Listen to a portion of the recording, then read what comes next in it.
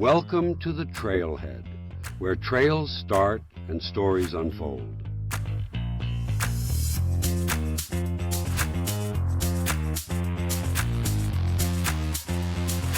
One, two, three.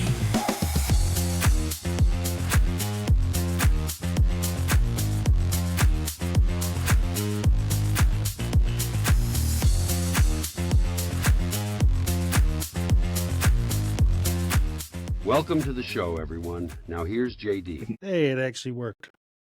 Wow, impressive. And I'm shocked. I'm absolutely shocked. I don't know what to say, Riverside, but congratulations. You got it. You really did it. It came through crystal clear, too. Yeah, like apparently there was a stuttering issue the last time I tried it, and I didn't want to try that again. And then I figured we should go ahead and try it for the live stuff so that when we do it, I can just hit live or hit record and then hit the theme so that we don't have to do anything. Just let it go and post it and only have to edit out really, really bad stuff. Well, there probably won't be too many swear words today.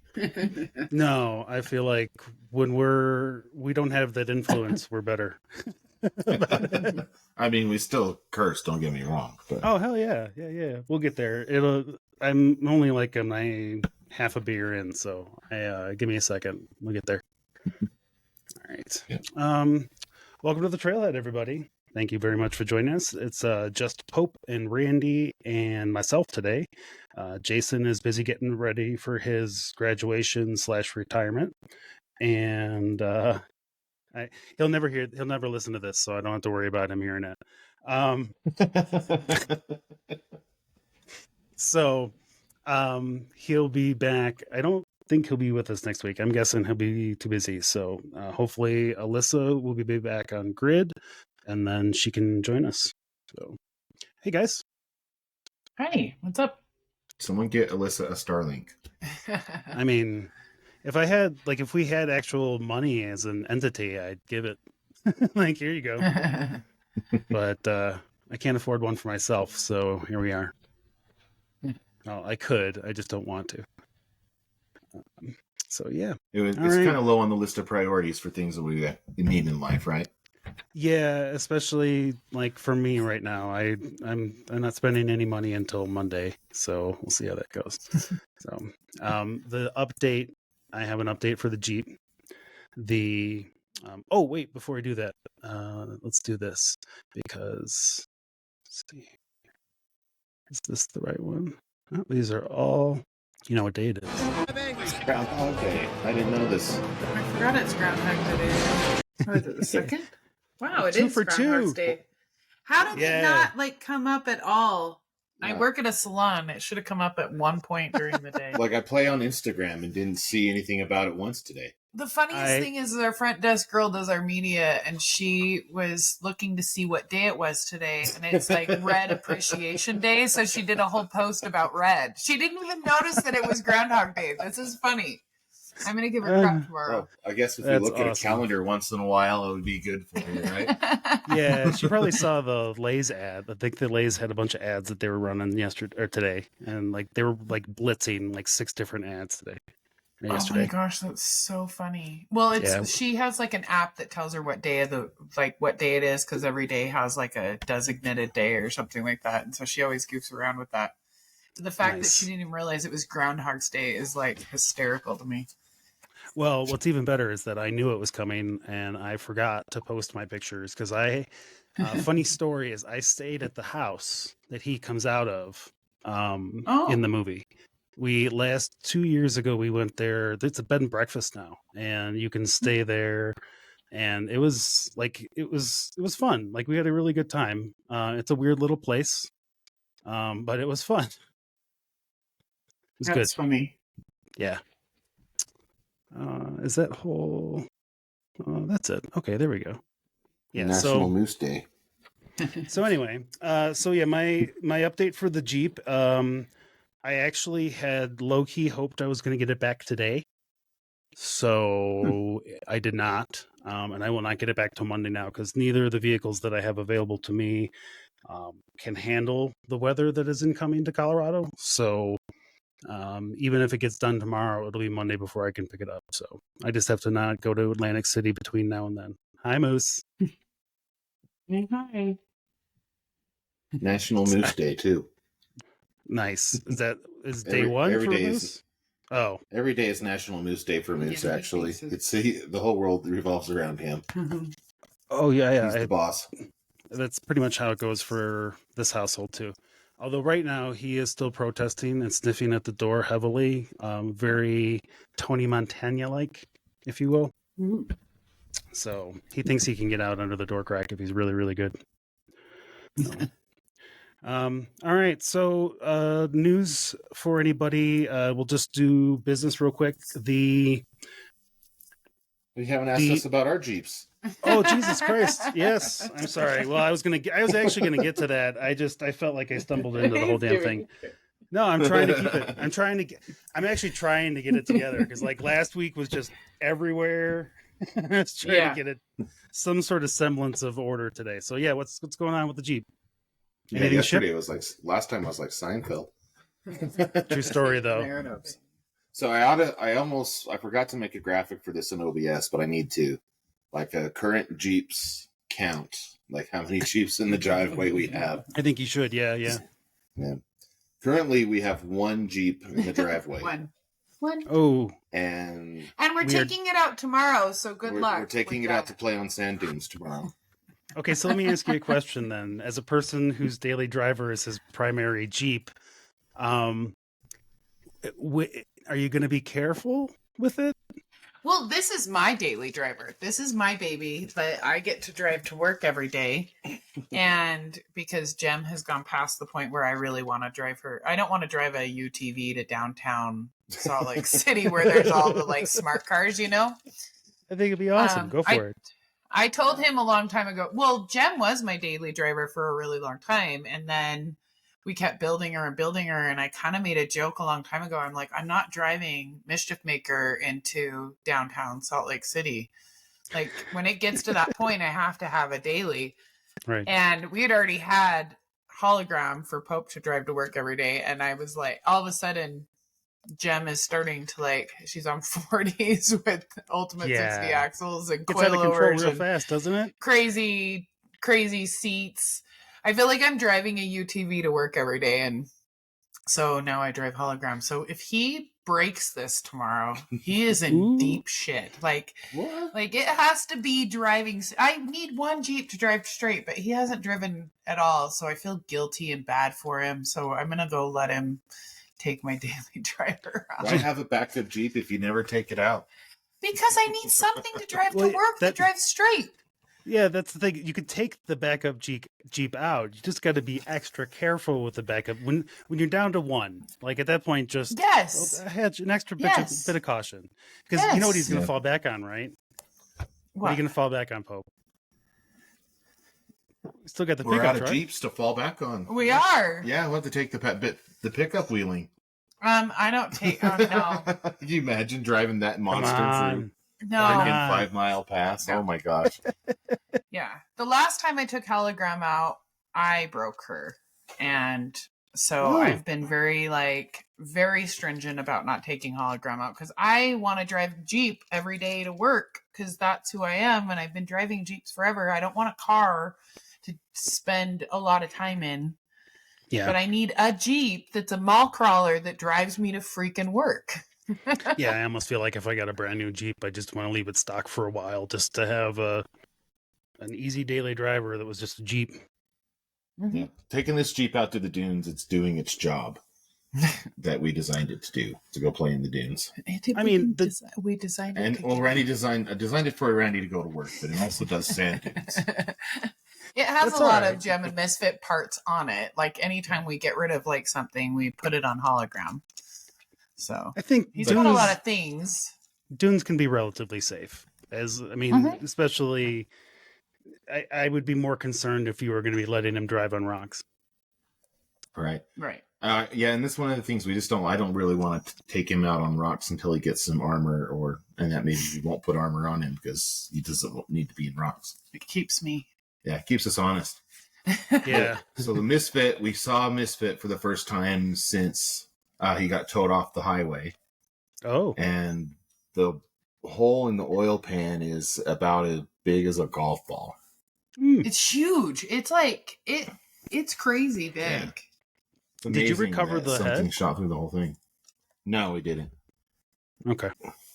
That would have been cool. It's like it literally is. It's so big. I Yeah. don't know how. Like, I mean, it was like white and black smoke. Like it was a lot of things. So that's a lot of pressure to put a hole that big in the engine block. Like, Yep. think about it. Yeah. Well, I And mean, so- was it towing at the time? No. No, No, it was just Driving regular. itself. Oof. regular driving Yeah. itself. Yep. Good times. I think I said it before. Don't put 42s on your 3.6. Just consider it fair warning. There's maybe a dozen other things I did that caused this, probably, but Forever and a day ago, I said that I would never put on larger than 37s on this yellow Jeep, and I won't. I have a whole lot of reasons why I wouldn't, and I'm still really hesitant to go up to 37s. I might when this particular set of tires is done. We'll see, but I'm not in a rush. And then even then, I know it's going to put more wear on the engine, and I still need to be able to drive it 40 miles one way to get to work and back if I have to go to the office. yeah, that'll help. 35 All is right. what the pickup is getting. Oh, as So in the state- bigger, or are they new? The F350 doesn't have tires yet. I mean, he has tires, but there's factory whatevers. And 31s probably. we're putting, Yeah. they're 31s. We're putting 35s on it, Okay. and some new wheels, which I haven't picked out yet. Yeah, you did. I think I did, but I didn't actually tell him like those are the ones. You didn't actually order them So yet? Okay. Didn't actually order them yet. We were looking at some that we wanted to get the non-beadlock version of what's on our other Jeeps, and Okay. you just can't. And They're it looks like they're back ordered for eternity. So Yeah, if it's back ordered, I have to really, really want it to be back ordered, not look for something else. well, I found something looks almost exactly the same from somebody else. Oh, And I think that's going to do the trick. That'll be fine. okay. I don't I've had have those brand before, yeah. loyalty. It's not like I get this stuff for free or anything. No, we don't really No, have. no. I mean, we don't have a brand loyalty. Like, whatever works. I mean, there's other than certain this people. one right here. That's the Well, yeah, like we have partners and stuff that we work with, and I have gear that I No, prefer over other people's, but there's a lot of stuff where and the overland side of the house, I would argue, is worse than the off-roading side of the house on this. There's just a lot of junk gear in place where there should be good gear, but then there's just regular steel gear that's just steel gear no matter who you buy it from. And it makes no sense to me that you would charge $150 for $20 worth of steel and $30 worth of labor. So, Right. yeah. Well, I mean, if I look at it though, like with our KMCs versus like other people's out on the trail, like people are losing like beadlock bolts and stuff like that. And I've like been really bad at even checking my beadlock bolts a lot of times, and we've never had an issue with KMC. So it's kind of funny. I don't have brand loyalty, but I definitely, if I was going to go beadlocks, then it would be KMC. But since we're not going beadlocks, it's not really matter to me that much. Yeah, I think there are certain things like you just trust more than you do other things. Like I have a feeling that I will have a affinity for the Steer Smarts gear as soon as I've had a chance to actually run it in and see how it runs on the highway. So, Oh, you're doing Steer Smart too. Cool. Yeah, we're starting to put that. We put that on our stuff too. yeah, I'm I getting saw that it. right now, actually. Are you? That's fun. Yeah. Yeah, I'm excited. I think it's going to drive better than it ever did before. So, I pushed off getting steering upgrades for a really long time because of the warranty stuff. And since I'm kind of, saying sayonara to a large part of that warranty, then may as well just go ahead and upgrade those parts of it that make for a more enjoyable ride. And then Cool. Jim's build started. Yeah. Gem's on the rack. She's getting her triangulated. We're going triangulated on Gem. So I'm Okay. excited for that. Nice. We had to do, like, her suspension was all wonky and, like, bending shocks, and, like, we had to, like, put limiting straps and everything down on her. And so to, like, fix some of the stuff going on, and it was like, if we're gonna have to do a whole new suspension, we might as well just triangulate, or why not? I mean, yeah, she's a TJ, right? No, she's a JL. She is a jail. Oh, she's the jail. Okay, yep, you're right. Yeah. One of these days I'll Order get it right. jail. Okay. I'm dyslexic, Yeah, so when we start tucking letters like that, then I'm like, wait, what letter am I? Yeah. I mix it up, or I'm like, I've actually called. She's like, I'm a UJL. No, I said Yeah. like, the other day I called her an LJ, and somebody went, "What?" No, and I was like, I mean JL, the other direction. the direction. Strike that, reverse it. Either Oh, like that's awesome. the one that everybody wants or the one that nobody wants. Everybody's Yeah, like, right. Yeah, right. So you watching King of the Hammers at all, JD? Yeah, that's what we've been doing. This is Really? what our YouTube has been streaming on our TV nonstop. I mean, yeah, I've been watching some of it. I've been watching some of the highlights and stuff. Some of it interests me, and some of it doesn't. Like I used to watch NASCAR a lot, and we used to watch it a lot. so I enjoy some of it. I think part of it, it might get better for me. I feel like I've watched more so far this year than I had at this point last year. So I think maybe it'll just get more as I start to get to know those people more. Well, and we have friends that started in rock crawling with us, or like different things like that. Like, I mean, Holly's racing, which I really like Holly, like Mischief I heard Maker that, Holly, yeah. and Mhm. she's racing this year, and she's got a really cool like girl like with her too. And then I know Send It Ruby is racing. Mm-hmm. A lot of cool girls are racing, so I'm like, heck yeah, I'm gonna sit and watch and see how these guys They're rock. kind of crossing over from rock crawling into desert racing. And then you've got Dirt Road Journey Nate. He's co-piloting.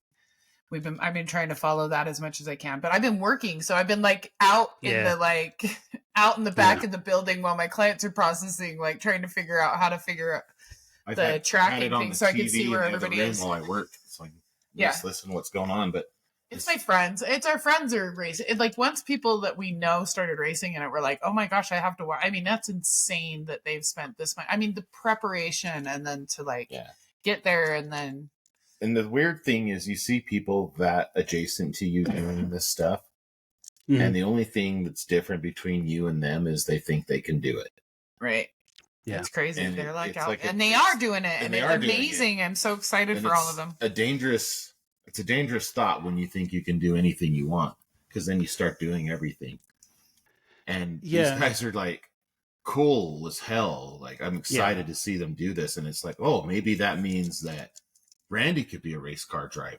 Yeah. I don't like the Come on, fast Randy. stuff. Snuff enough. I like the rock crawling parts and the twisty. Come turns. on. Well, my mom would be terrified if we became race car drivers Oh too. my She'd gosh, be like, she would die. Your mom would die, but we couldn't. I just respect so much. we out of respect what they're doing. They are working so hard on that.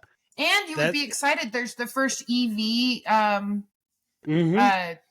person to cross the finish line. Yeah, it was the EV class, and they had a finisher. That's a hard race to finish in any vehicle. And they had to have a generator and all kinds of stuff. But the fact that someone crossed the finish line. Yeah. So That's here's the controversial awesome, right? part of it, JD, is that They redid the route, right? No, they did Okay. a slightly different route, which is not really that controversial, but they ran out of gas, or they ran out of batteries. The batteries died, and they used 10 gallons of gas in a generator to charge up the EV. So They used 10 gallons of gas to charge up the generator. Yeah, exactly, right? So they did the whole race with 10 gallons of gas, where others are using 30, which is good. But it's still kind of still like a third. Yeah, that's still a lot of gas. That's like a human It's a step hybrid. forward, though. If that's going to happen and that's the direction, that's a step forward. I mean, you have to have that happen before the next step can happen, and the next step can happen. Like I take Precisely. that It just within shows. the rules, right? Was that was within what they were allowed to do? Yeah. Okay. Then that's a different. You just have to be powered by a battery for the entire. It was a Tesla Model S engine and Tesla Model S batteries that powered this race car. Super cool. Yeah. I mean I mean that's impressive. Like, to know how far a battery can go at this point and to be able to test it in that kind of environment, even if it's a short and condensed version, I mean, that's progress. And so that's what we cool. need to know is what generator that they used and install it in the back of our Jeeps so that we can charge people like I mean, a lot there's of money a business to charge there. their EV on the road. Or even sit in the Poison Spider parking lot in Moab and just be like, I got your EV charger right here. $75 for a quick charge. And I feel like, well, here's we're saying this out loud, so it means our ideas are protected, right? So what I'm thinking is we just get a box truck and we get like 50 generators, and then we go sit in the parking lot off of Sand Hollow Road in Moab, and at the bottom of Hell's Revenge, and just run from place to place with a generator and just go, here, we'll be back in a half an hour for this. Yeah, I mean, if nothing else, Matt from Matt's Offroad should put it in the back of one of his rigs so that he has this charger to I have no doubt it's something he's going to have to EV add to all of them. Mm-hmm. Yeah. But it's a really cool concept that they can do that. It's just a lot of work for an EV to rock crawl. So it's amazing that we're here now. I mean, it made me laugh. The hate in the comments section was amazing. EVs, when they were crossing the line, they didn't even talk about it all day long. And then when it crossed the line, they said something about it. And it's like they've had all day to even like acknowledge this was happening. But the people in the comment section were priceless. They're like, good way to ruin a great chassis and things like that. Yeah. But progress in some sort of sense. And I think that's cool. Some of you had funny comments and some of you are absolutely outlandish. What was the one funny comment? It was good. I don't know if it's the one I'm thinking of. I don't think it's good. I can't say it. Oh, you can't say it. There's a difference between like making a funny joke and then being a straight up just a Luddite. And I didn't know. I couldn't. Yeah, it's if you don't know what a Luddite is, it's just a person who is just afraid of change and technology, and that's what you sound like when you make asinine comments. Like if it's a funny joke, I'm gonna laugh. Like, way to ruin a good chassis. Funny joke. I'm gonna laugh at that. So funny. I mean, seriously, yeah. Because putting a battery in those things does a whole lot of things to the frame and the chassis and everything. Yeah. But I think it'd be interesting to make a kit. Yeah, I just think it'd be interesting if there's a kit that you could swap out the battery like really fast, like you do your drill. You just have for this stuff. It could charge while you're driving. The wheels are spinning or whatever. It's charging like. No, I think that part already happens, but they would have it at the pit stop, so they hop at the pit stop. They only did one lap. Yeah, and it was a reduced lap. I very much imagine it would be. I imagine that somebody somewhere is working on just some sort of a cartridge that four guys can pull out of a battery, out of a car while somebody slams another one into it. I just don't think it's that hard to do. I feel like that's got to be somewhere, because that's like right now, how long does it take to fill up your EV at the gas station, at the charge station? It's I think even the superchargers take a couple hours. Yeah, so it takes a couple hours to sit at the supercharger. Imagine if you had four guys to swap that thing out, man. $96. Yeah. Boom, boom. Yeah. Well, and I think by the time I just make up these prices because by that time comes around, $96 won't be that much. No, it won't. It's already not that much. It'll buy you like a hamburger at McDonald's. True story, though. I was there recently, and it was almost $10 for a couple of breakfast sandwiches, and which were quote unquote on sale, and a cup of coffee. And I was like, well, I don't want to do that anymore. I realized part of me is just an old cheap person. Yeah, exactly. All right. Well, you got like Jeeps, so you have to be cheap everywhere else in life. Well, that's exactly it. I spend all of my money on that thing. I don't have any money left over for that, so it's that and beer and dog food. One of all those three things. All right. Cool. All right. Well. So for those of you listening, normally Friday nights are going to be our live shows. We're going to stream those on Instagram. We're going to do, I guess we should still do YouTube, but I want to promote the Riverside, because if we do Riverside, we can accept live call-ins. We can only do the live call-ins from people on computers. So if you are on a cell phone or something like that, you can't call in live. That's the problem we had with Anya. So yeah, but if you have a computer, you can call in, use your webcam, and all that kind of jazz. I don't know if they're going to come out with that functionality. I have not asked that question yet. So yeah, that's about it with that. I don't have any other news than that. The episode with the Philippine Overland Expo will actually probably air Monday morning. I just need to finish up a few things with them. And I chatted with Tim. Tim might actually like to come back. He wants to brave a Friday night with Jason and everybody. So I was like, you know what? I don't know. I've talked with him for a little while. I feel like he can handle it. So we'll see. Well, he probably listens to our other episodes. Maybe if he listened to other episodes, like, no, that sounds like fun. He did. I hope. There's a whole lot of things that could go wrong in there. We'll see how it goes. I'm sure it'll be fine. Don't aim him at the wrong ones. Nope. Exactly. And make sure he's fully aware of what he's getting himself into. Who am I kidding? We have no bad episodes. All of the episodes are good. That's a true story. And if you haven't listened to the previous 19 episodes to this one, you should go listen to them now and download all of them in one big shot. You'll love it. And then leave us a review. And then if you leave us a review and you're one of the 50 first people to do so, I will put you into a raffle for an 8-switch gang panel for your Jeep or your Toyota or your UTV. How many do we have how many are in the running now? 4? 5?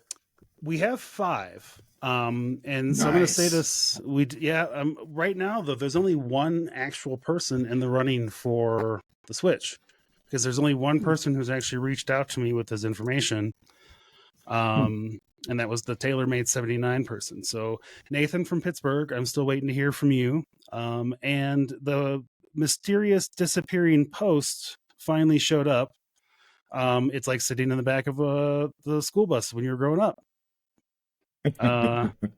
Hey, all, love the podcast. Glad the audio is getting worked out. Keep up the good work. I'm with Jason so far as just be yourself. Pope and Randy are the best. Great people to know. Met Lily around the bonfire trail hero, and she's awesome too. Hope to wheel with all of you at some point. So, do you know who was rad. What was his name? Dirty 8 Adventures? Dirt D8 Adventures. So. Oh, I'm sure I follow them, possibly. Probably do. I mean, depending on what time of the night you met them, it could have been a little fuzzy. He probably has crazy. He probably has a different name that I know him by somewhere else. That's the other thing too. Yeah, exactly. He did. Again, since you did not reach out to me with your information, I did check Instagram. I did check in the email and make sure that we didn't get any others, but I did not get an email from him. So reach out to us. I need another beer. I'm drinking Buffalo Trace right now, and I forgot how good it was. I switched from Monkey Shoulder Scotch to Buffalo Trace, and I think it's perfect. Tomorrow, you're gonna feel like garbage if you keep drinking heavy. That's the last of the Buffalo Trace. Then I'm going to drink Liquid Death. Threw some Baileys in my coffee and just called it good, so I don't have a hangover tomorrow. Just a touch. You know what the problem with this Liquid Death is? It takes so long. I don't feel like I'm dying at all. Like, it's not killing me at all. It's not working. It's not working for you as an actual form of death. It's taking too long. It'll take like 60 to 80 to 90 to 100 years. Now you're done. Yeah, did you see him pop up? Come here, hi. Yeah. What's up? I know. Well, he can hear it in my headphones. I know. You're very upset. I can see it. If Moose saw even your dog's ear on the TV, he would lose his mind. Okay, buddy. It's time for you to relax. Okay, why don't you lay down? They're better. Oh, it was funny. We had you missed it. Yeah. Hades was up here. Hey, what's your problem? Aw. I don't talk to me. She says back at me when I sprayed her, and I sprayed it again. Then she walked away. She hissed at you? How did the dog hiss at you? Oh, okay. Dottie, like I walked over and I kind of spray near them. I don't really spray them. Yeah. They just hate the sound of it, and then they know it's coming. And as long as I have a spray bottle around, I really don't ever have to spray them that much. And my dog, I just sprayed next to him and he stopped immediately. And my other older dog, who's like 18, turned around and went, "Poof!" And I like sprayed next to her and she was like, barked at me again. She called me out. And then I sprayed her again. And she's like, "Oh, shoot, you're going to keep going." That's awesome. She was just like sassing me back. I was like, "Are you serious? You're going to talk back?" I'm not, yeah, like, at this point. I'm not surprised. Like at this point, I'm surprised that Hades isn't just asking me specifically to do things for him by actual English words. Get me whatever, peasant. Yeah. It's the only way that I can get his attention. Yep. I usually don't spray our older one at all, but she like asked for it. She's been mouthy lately. She has been mouthy. She deserves it. She just told you. I'll yell at him full throated. People look at me like I'm the worst person ever, but I'm like, I can't get a hold of him. I can't break through the fuzz with any other way. So See, and she crumbles as soon as you get upset. She crumbles. Like if you yell at her at all, she's just like, "No." Like, she's a really? rescue Yeah. of 7 years. She was a 7-year-old when we got her, and I don't know what her other life was. So she's pretty easy to like. She's really sweet and really whatever, but when she wants to be sassy and she wants to tell me, she like will tell me, and I'm like, "Hey." You know? She'll bite. She doesn't even mind biting. Yeah, she's like, good times. she's a funny little. Well, I mean, not on purpose. She just doesn't know. I don't think she had other dogs around. She doesn't know her own strength with biting because she was 7. And so when she starts playing and like goes to bite for a toy. I don't even know why we're talking about this. It's related. Not off-road related. All right. Dottie likes to be off-road. Yeah, she does. We should be. You'd be again. Let's go back to. You'd be amazed at the shit I hear in some of these other shows. So you're fine. These are perfectly normal updates for off-roaders, especially people. She's been banned from off-roading because she was in my Jeep when I rolled it. Now Yeah, she doesn't get to go anymore. She doesn't get to go. She loves it though. It's not her fault. She was in the Jeep. I'm still looking. I am still looking for a person to come on the show and talk about animal safety and stuff on the trail. I might have found somebody. I got to reach out and see if maybe I can't remember if she replied to me or not. The original person I reached out to said she was in Europe and on like essentially like a sabbatical, but reach out to somebody else. So, but I can't, there is nobody. So for you, Randy, there is nobody that appears to have this niche of off-road pet safety. So, right. Just saying it's out there. Right. Well, I just think, I mean, she loved it and she just wants to sit next to her dad in a seat. Yeah. And he'll be going on something crazy and she's like passed out in her chair. She's fine. She's like, whatever. She's just close. I get it. Yeah. She's like, totally doesn't care. Totally loves being out on the trail. She doesn't really want to get out of the Jeep. She just wants to sleep in her chair. I mean, she's an old lady. And she likes to protect dad's Jeep. She's kind of like the gatekeeper. Like nobody can put their arm in or she'll take it off. That's awesome. Like if you meet her on the trail and he opens the door and lets you meet her, she's sweet as pie. But as soon as you close the door, if you try to put your hand in, she's going to take it off. If you're not invited. If you're not invited. And she's little. Like she can't really, like she's a little Boston Terrier. She's around here somewhere. But yeah, she's great on the trail. But after he rolled, he's like, nope, I can't let her get hurt. She's too old to like let that happen. It's hard when they get older. Yeah. Yeah. It's like, I mean, Hades is, he'll be 4 this year. And his favorite thing to do is be out in the Jeep. And I know it's killing him that he hasn't been for the last, 6 months. And the minute that I get it back and he gets out there, he's just going to be right back at it again. His favorite thing to do is to kill trees.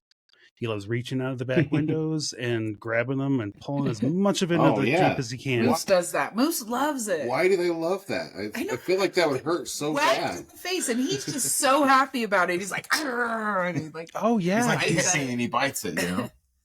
So I have hundreds of hours of drone footage at this point, or maybe not, tens of hundreds. Well, yeah, maybe at least hundreds of hours.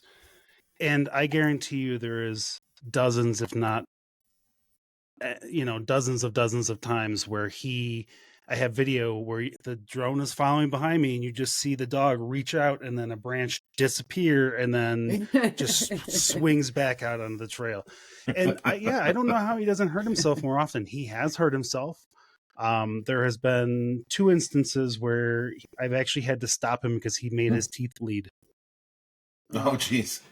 Yeah, he gets real into it. He gets real into it. And Moose does too. Yeah, so I catch it. try to make sure it's I try to stay away from the branches so he can't get them. Yeah. He tries to, and it's fine. And as long as I'm going slow, but it's when a branch comes out of nowhere and it's fast, and I'm I'll grab the back of his harness and pull him over. You're not getting that one, dude. That's gonna Yeah. I mean, he's going for full trees. It's no. Oh, yeah. Yeah. There's one that I have. There's one that I have of him, and I swear to God, he brought so much of it inside the Jeep. Yeah, he wants to. Well, it was just the amount that he brought into the Jeep and the amount that didn't go back out. It was a significant amount. See, and Moose will look over at me with a mouthful of leaves, he's so proud of how much he got, or a stick with the edge of it, and he's like, "That's my stick." Yeah. Well, his mouth bleeds because it's all pine needles here, and that's what he goes after. Oh. So we don't there's some places with some aspens and things like that, but that's not the norm. Yeah. Eating pine needles, imagine that. Those things are sharp at the end. And right. They actually tend to smart. make my skin angry at it. So See, so Moose goes for aspens but they're whips. They can whip him in the face. Yeah, they've got those real thin branches, the mama whipped you branches. Yeah, pine needles are a neurotoxin. That's why it itches. Mm. Not a really bad one, and I'm sure it would take a significant a Mark Wahlberg level of pine needles for a happening to happen. But I wonder if I add some pine needles to my liquid death, that would help. I highly doubt it. Would probably. Jen was talking. She was complaining because she tried jasmine tea today, and she said it just tasted like soap. And I imagine that's exactly what pine water would taste like. Is soap. Yeah. All right. So yeah, if you want to get in on the review thing, so look how far we got off the review topic.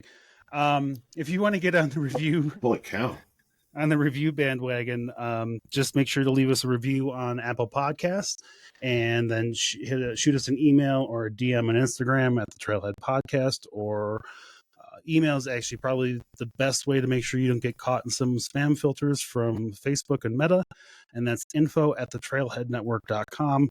Otherwise, just go to thetrailheadnetwork.com, and there's all kinds of information on there, including other stuff that we're including in that review giveaway. And we got to get to 50. So we're at 12.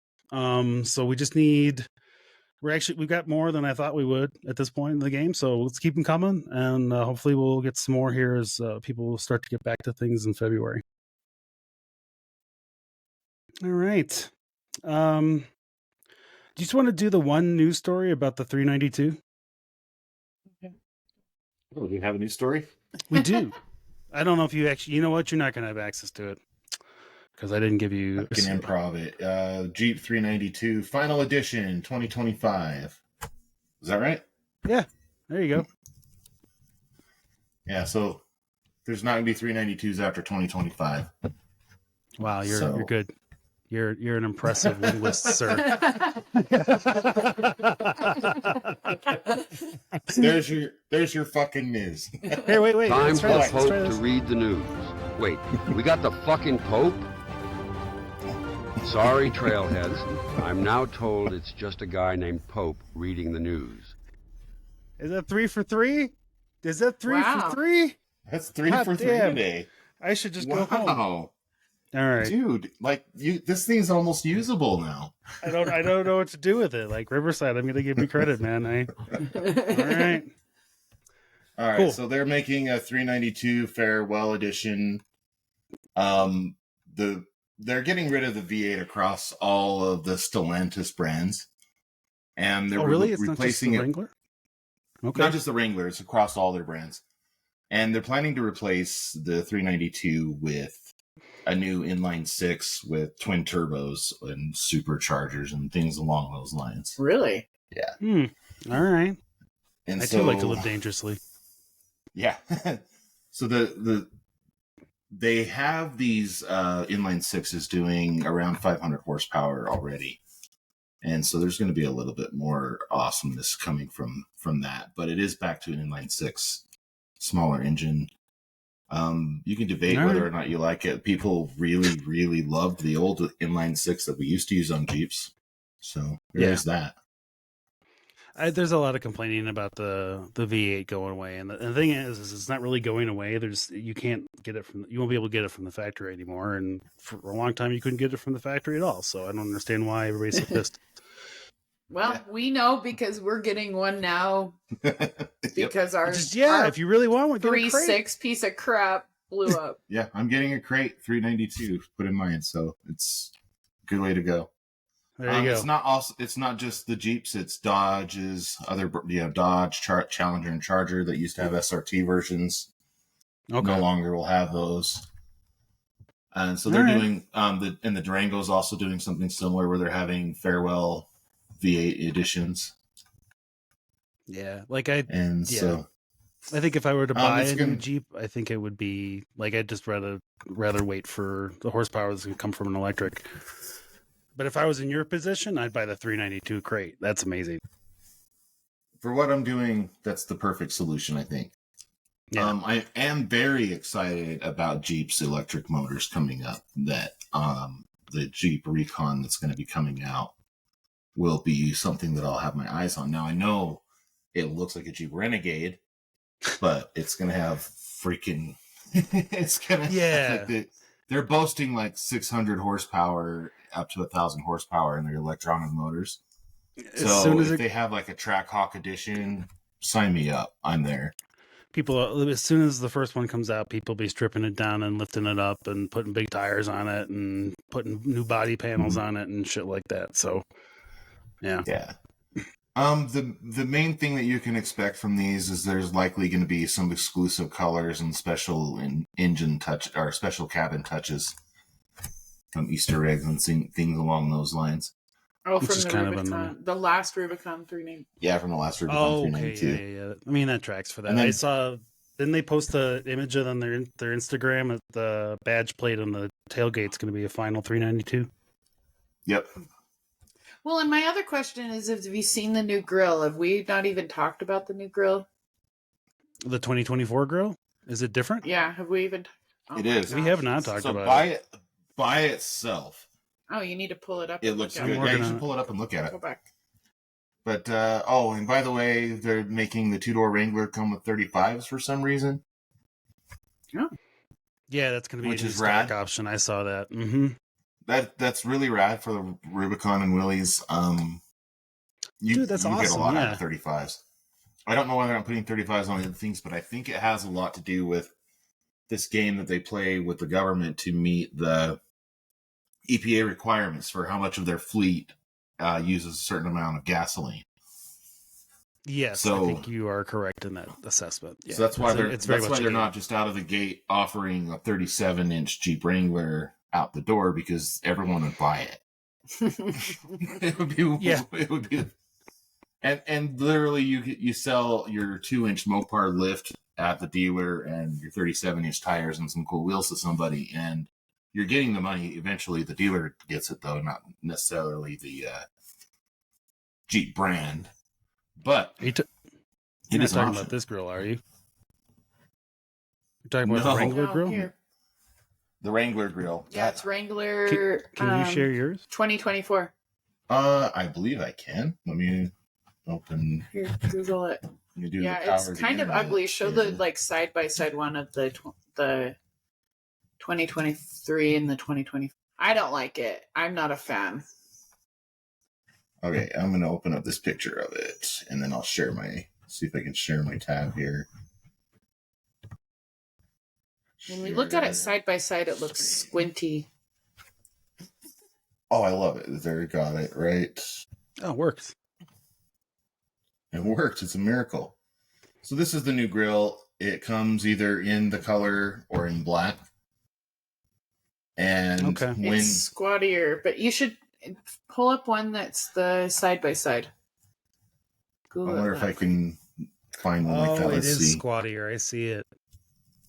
You have to see them next to each other. It makes it like squatty. It looks more like it. So if you're listening, as Pope looks for another version of it, the headlamps, the Yeah, top this of the makes for great headlamps, radio. well, the top of the headlamps come up over the top of the grill slots in a noticeable way, and there's not as much empty space underneath it, so it's just a much shorter Yeah. grill versus the new one, Oh, there you go. the old one. Oh, there it is. Yeah, that's very 3 or 4 inches. And ladies, 3 or 4 inches is a world of difference. Am I right? It's a world of difference. So yeah, it looks squattier compared to it. Like if you look at it in this little side picture here, Can you see that? can you see that, JD? Like, did they? Oh, did you hit So stop? what they've done is they've increased the airflow of the 2024 grill. Here, let's visit. Have they really? And we'll say share this tab instead. And How did they manage So to that's do your- that by apparently making the grill shorter? Like, it looks I like think they it's pinched the weird that it's nose. How? shorter. that makes Right. room. That makes better room for a winch. It does make a better room for a wench. That's a Oh, great you are idea. right. So That's Okay, I totally all see. the slots are wider, and then underneath the eyes, underneath the headlights, I is still a vent also that increases the Yep. airflow. Actually, it is nice for the wench thing because, or even if you're gonna like chop your bumper, Mm-hmm. because a lot of Mhm. people have to cut up into their grill on the original ones. That does make sense, but it just looks so squatty. It looks squatty, but I Yeah. told Randy I was going to do that to my Jeep when we reveal it, and she's like, "Why?" Put a new grill on it? Oh, don't do that. Oh, dude, I'm gonna put an angry grill on my Ford. Get the YJ one, No, dude. you're Get the not. YJ one.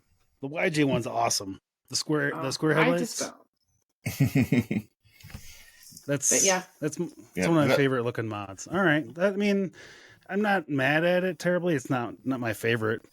So, all right. Right. Yep. But there, now you see it. It's a I'm cool. surprised you didn't know that they were changing that. Maybe I saw something and I just blacked out on it because I didn't want to think about buying a new Jeep Now at some point. that picture wasn't the best one that I've seen. There was one that I saw that actually made it look less desirable than the current grill, where it just looked like you had the current grill and then you had this squishy version. Yeah, it was like Love the it. way they had it panned out. It was like they were next to each other. So it's like in real life instead of the video or the picture being cropped or whatever. But yeah, it looks really like squishy. Mhm. But it gives Interesting. you, if it's 3 inches shorter, then that means it gives you that extra space at the bottom that you need for your winch, where Yeah. right now you're smashing it into your grill. And if you're when you using said most that, bumpers. yeah, that seems to recall something for me where I feel like I read something at some point where they talked about it would make for easier installation of a winch, which makes sense. Yeah. I mean, even for me, it'd just be easier for me to get access to my grill and behind it if I didn't have the Isn't winch. Jeep actually releasing a winch on their vehicles too at this point with the Wranglers? I thought that was something that was coming out. I feel too. like I read that somewhere too, that you could buy one factory. Yeah, they're trying to yeah, do and a that would lot make of sense that why they would factory. do that. They should, because like you can't wheel a Jeep off the showroom Well, floor. Honestly, the vehicles they're so expensive that it's one of those things where, like, I'm not sure that if I had a new Jeep that I'd have the money right away for a winch and right away for a 35-inch tires or whatever else it was. Right now, yeah. When the peak of COVID, when we got ours and Jeeps were freaking dirt cheap, it was a little different story. But right now, like a It's the interest 392 rates Jeep that'll is kill you. well, and not to mention that a 392 is 100,000 right now, and they used to be 75,000. And there's a big markup going on those right now. Well, why? Just because they're ending them? Oh yeah, we just talked about that. Yeah. Yeah, because they're ending them. It's the last ones. Yeah. I'm not gonna lie. I've looked at some of these Trackhawk Grand Cherokees as like a daily commuter. Yeah. And I might do that after we pay off the Oh my hologram. God, we need another vehicle like a hole in the head. We Shut do. up. We have like 3 spots in our garage and only 2 cars fit in it. No more product. No I more. drove Like, from- I don't need any more vehicles. I drove from Chicago to Denver with a Grand Cherokee, and it was great. Or not a Cherokee Trailhawk. It was great. It was really nice. I wouldn't want to drive it for anything else. Trackhawk. The Trackhawk has the supercharged engine in it, so it's an SRT. It's the Hellcat, or maybe above the one above the Hellcat. God. Ooh, You can do 120 miles an hour in anything if you're willing enough. Well, yeah, I Granted- can do 120 miles an hour in the Pentastar engine if I want to throw a rod through the bottom of it. Oh, this was a rental. I just didn't give a shit. Yeah, I didn't care. Yeah. Yeah. So yeah, I want to show you this real quick. So I did this. I've been putting stories up on the website, and this was one that I did, and the grill discussion made me think about it. So look at this Jeep, bro. That is a Jeep. Looks like a 1930s Roadster. Oh, that's cool. Oh no. I like So this is. I think people should highly modify their vehicles. You know what I mean? Like, I think it's Yeah. like, do what you want. Like, make it you. I don't think Yeah. there's a wrong way to do it, to be honest. No. And this is just another example of why there's not. Any rules? Yeah, Like, I well- mean, it's awesome in a weird, awful sort of way. Have you ever seen Right? like the YJ Renegades that had like the big ass fenders and stuff that went all the way across the side? So funny story. That is Jen's unicorn. That is Jen had one of those when she was growing up. Actually, Jen had one of those when we met, and she sold it at some point, and now she's been looking for one for the last 15 years. And we saw one Wow. in Castle Rock, and it was a manual, which wasn't really going to work for her anyway. And the guy wasn't selling it, which was more important. But There's she one in Salt Lake for sale. Don't tell her. is it Is an there? automatic? I don't know if it's automatic, but it's red and it has those big ass fenders that turn into steps that go. It's a whole different. It's actually the Wrangler Renegade Edition, ironically enough. Yeah. Yep. So she loved it, and if I could get her one, and if I could find one with an automatic, I would 100% get her one. But an automatic is even rarer than they are. So I imagine. Yeah. Most of the Jeeps in that time frame seem to be manuals. yeah, and I don't know how she had an automatic one to this day. So especially a Renegade version of it. I keep telling her, I'm like, you're not going to get another red one, so just look for a black one and whatever color you manage to get it in, and hope for the best. It was even red. Oh yeah, Wow. oh yeah. She's like I said, it was. Oh, a I unicorn. wonder if I should search for this on the internet and find it and show it to you. I can't afford that shit right now. I'm about to spend. I know. I don't want to That's talk why about I'm how not much gonna money I'm show about it to to you. spend. Thank you very much. I appreciate that. Don't show it to Jen either. I'm just gonna tell you that right now. Don't show it to her either. All right. Hi. Let's Hilarious. see. All right. Let's see here. All right. So we should get into like a real story. So that's it. That's the news with Pope. Yada yada yada. Yay! We actually. I'm really surprised that we had 3 actual working audios today. I'm really surprised by that. So let's do. I'm gonna do It's a one more. Christmas So miracle. I know, right? See if this works. Oh my gosh, it is red. It is red. It's manual though. Excuse me. Excuse me. Where's everybody going? To Gobbler's Knob. It's Groundhog Day. It's still just once a year, isn't it? It's a gobbler's knob. And So did he see his shadow or no? Does anybody know? he did not see his shadow, and we are supposed to get an early spring. I think that's the rule. I don't know. We're supposed to get No, an if early he spring. didn't see early spring. Well, that's good because spring started last week here in Salt Lake. Fuck you too. It Like was in- we're about to get it like was what, in the 12 inches of 50s. snow. I don't. Last year we got 80% of our snow in like March, so it's not almost All spring. right. He's like having a delusional moment because it's been warm this week. I mean, I don't want to rip off that comedy skit altogether, but you guys don't have an open mind. Wow. All right. On that note, all right, cool. So yeah, well, we don't want to do that. We wanted to do the predictions one that we talked about before. So just tonight's subject just for the three of us. Then I was hoping to have all of us so that we could do this, but Jason's getting ready for his retirement party, and so it's just us. I'd like to preface before you say this, like anything that I say is going to happen the opposite, because when you asked me my predictions for the New Year's, no, listen. You asked me what my New Year's resolution was, and I said out of the shop and on the trail. And what happened? We're not even going to have either of our Jeeps till like April. So, like, can we not predict things? And I'm not predicting anything for myself. You'll have your Jeep Off-Road Expo March 1st. I will have my Jeep, but then it's like they're not even. Yeah. I really hesitated to say, you know why I didn't get my Jeep back today? Because I told Jen there was a decent chance I was going to get it back today. That's why I didn't get it back today. Exactly. So fair enough. I should know by now that we're not. When I said, when is this going to be done? He said, best case scenario, Salt Lake Expo. So that's the thing. Best case scenario. So like, but I'm just not going to believe anything. I don't know how hard it is to do this project. All right, that's true. But anyway, let him keep going. What, the engine swap? Oh. No, the engine swap is no, my take triangulation and all that kind of stuff. Okay. Yeah. Well, yeah. They have to do the gas tank and all that kind of stuff. There's a lot more going on than I had to relocate my gas tank. Anyway. It's never one thing, right? Yeah. No, it's like one thing you decide to do snowballs into like a 45. Yeah, it's like, thing. This Motobuilt 4-link project looks like it only cost $1,200 on Motobuilt's website. But then you got... It's not $1,200. I don't know like how. $27. I have no idea what it costs. I have no idea. Don't quote me on that. Don't quote me on it. It's very clear that Pope has stopped looking at price tags. It's very obvious. Yeah. Like it cost arm plus leg.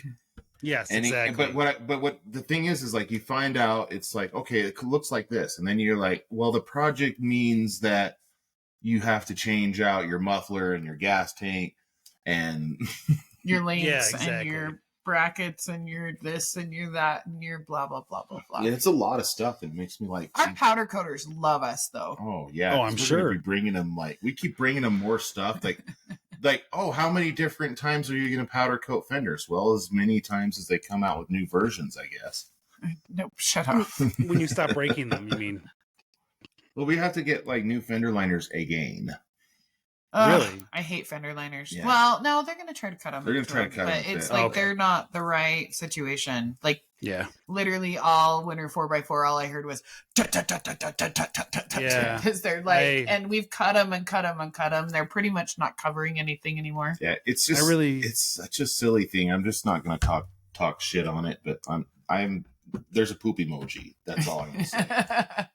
Are they the Hook Road fender liners? Is that what they're the poop emoji? No, they're Evo fender liners that are designed to work around our shock tower. Oh, the shock. Yeah.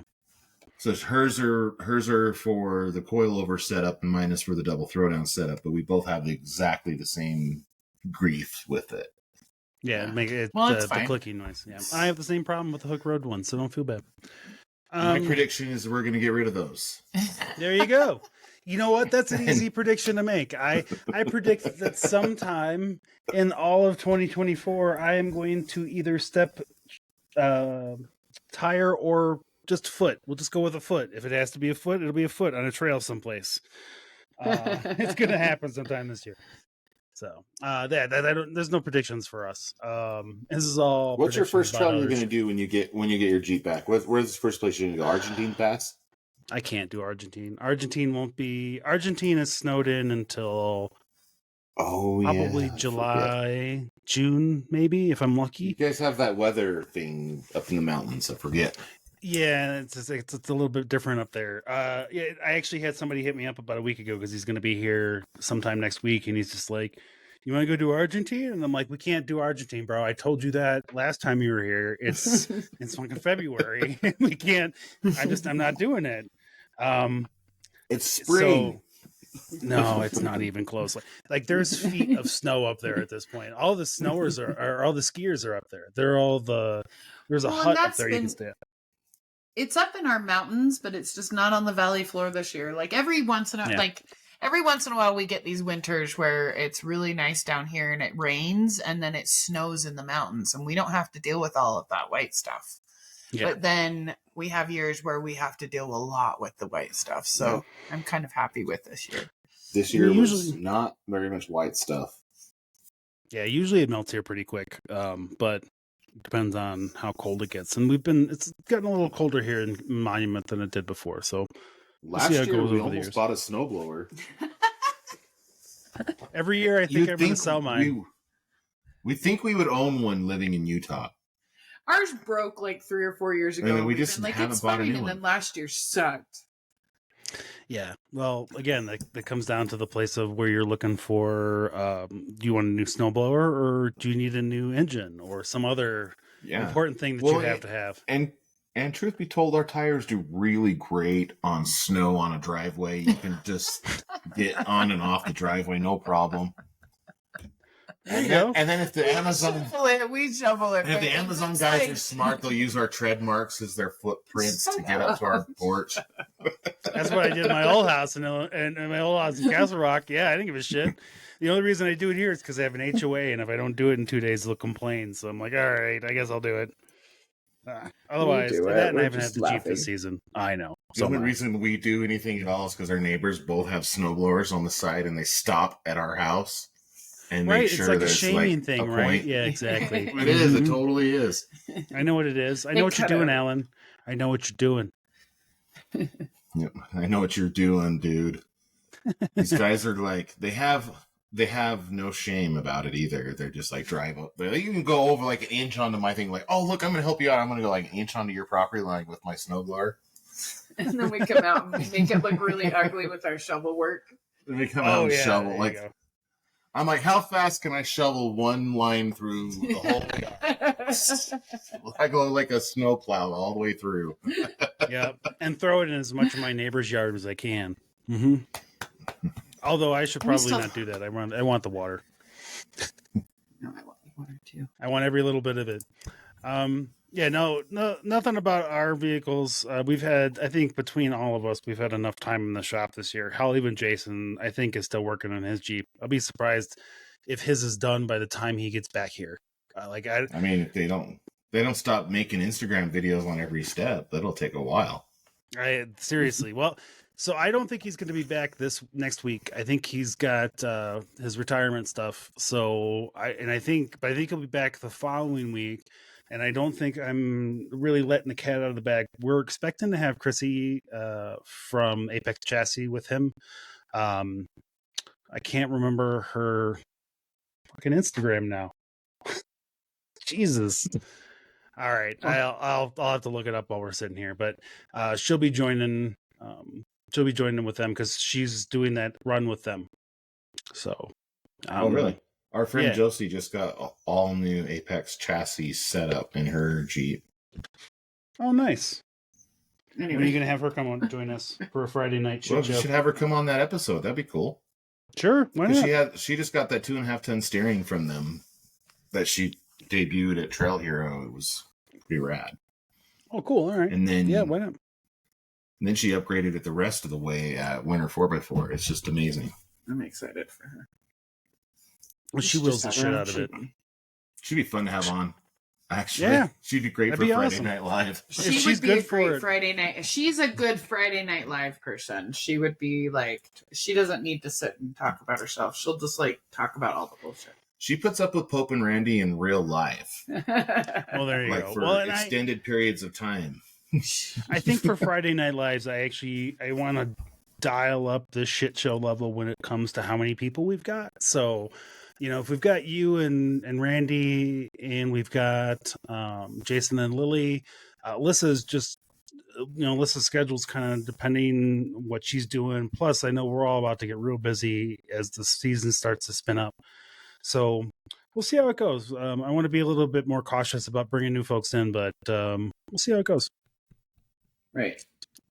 I mean, cool. We have a good idea of who could flow. Yeah, and that's the other part too, is like when for those of you listening, I actually didn't know Pope and Randy before we started doing this. We met on episode 1. So if you haven't listened to that episode, go back and listen, and you can hear about how we started when we didn't know what the hell it was we were doing. Not that we know what we're doing now. We still don't know what we're doing, but we're doing it better than we were before. We're doing it better than we were before. I don't think that's even true. I think we're Yeah, just it is. throwing spaghetti at the wall and saying, "Hey, we're You good." can hear us now. It's You know amazing. what? I mean, We sound better than we did, Plus- and it's 90% of the battle. Like we've got 20 episodes in. We're committed to doing more. I don't feel like it's a problem whatsoever. There's a lot of folks out there that, like I've told you guys before, like I've signed up for a year of all of our services when it comes to hosting and everything else. We're in this for the long haul. I'm not wasting all that money. I'm a cheap ass. Uh-oh. Got an Alexa alert. All right, you That either was got an a Alexa shipment. alert. Everybody thought that the front door had something. The dog's like, Every time. oh, it's DoorDash here. I get that too, yeah. I've always wanted to do this as a radio person. Alexa, order condoms. Okay, I just feel free to reach out to us at 719-408-0132 if your Alexa device actually ordered prophylactics. All right, cool. I think you have to specify a little more specific which ones you want, but they'll Oh, tell damn you. I know. What's really funny is my TV's hooked up to Alexa, so if I would have been streaming the audio out of the TV, it would have it actually just reacted to what I just said. It's like, hey, what do you want, Pope? Oh, she's been a little crazy lately. She's been acting and responding to shit she had no business responding to. So, Oh, lately she's been trying to offer me new things. I'm like, wait, what? yeah. It's like, She's I could tell you your traffic and stocks every morning. I don't want you to. Did you get a Just new tell me screen when I or ask. something? Yeah. I usually get that when I get a new screen or something. So, This is my old Amazon Echo that's been sitting on my counter for a couple years. It's just all of a sudden learned new capabilities. oh no, they're just trying to sell you more stuff. It's not learning anything new. Yeah. The thing is, here's what's funny about it is they need AI behind Alexa. Like Mhm. ChatGPT and Alexa should be friends. Yeah, it's long been my biggest issue with Alexa. And she just informed me she has nothing for ChatGPT. She just said that to me right now. She actually does, but she doesn't work directly with it. So it's coming. It's just not coming quick enough. And like I'm only frustrated because I'm a person who is using ChatGPT on a almost daily basis for tasks and things like that. So it's just like I don't understand how I'm using this every single day, but my dumb screen on the wall can't bother to plug into this shit. So Right? whatever. All Yeah, right, Randy's I back. use it a lot. More than I should. Yeah, I had to hit the bathroom. No, you're fine. Plus, She had that's the greatest. She had to hit the ChatGPT room. There you go. See, that's actually the greatest part about these little buttons on my Stream Deck up here is just because I can go to the bathroom now on Friday nights. So because I drink all this beer now when I'm sitting here, and it doesn't bode well for my bladder. All right, I'm 2 liquid deaths down. These See? guys are like, oof. is that Yeah, all? it's a Is that all piece the of- water you had today? No. I had another liquid death at the office while I was working. Jesus. Well, then welcome, old man. You're going to be up all night. They tried to get me to drink this. It's a boxed water with a cap on it, right? And it tastes pretty much just like liquid death. But I just don't like it. Doesn't water 'Cause I kind don't of like- taste like liquid death? Doesn't That's- water taste like water? That's the thing about liquid death is it just tastes like water, and I love that about it. It's water in a cool can. I'm going to give that to you, Liquid Death. And I think Pope has been fishing for a sponsor since the first episode. So Yeah, come on, liquid death. help us out Find me here. on Instagram. Well, Find him on his- so the thing is we like their cause. Like, if you think about it, like their whole mission Mhm. is like 70% of aluminum is recycled, whereas like there's a lot smaller percentage of like plastic bottles and things like that. I Yeah. like their whole concept. I think that everything that they've got going for them is awesome. Yeah. Yeah. And these That's guys good with their biodegradable boxes and lids, come on, man. I like my you don't have tattoo icons on your box. He's Like, all about the whole thing. I one of my biggest pet peeves is paper straws. And like it was like somebody gave me a Bloody Mary with a paper straw one time, and I'm like, if you don't get this thing out of here, and they didn't have plastic straws whatsoever. So I'm like, well, I just don't think we're gonna do this again then.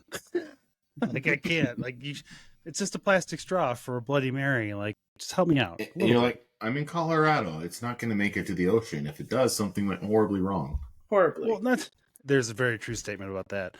But like seriously, like a Bloody Mary, like any drink that requires a straw like that, you're gonna leave it in your drink so long. I don't want to get off on a tangent here. That's really fucking not 4x4 related.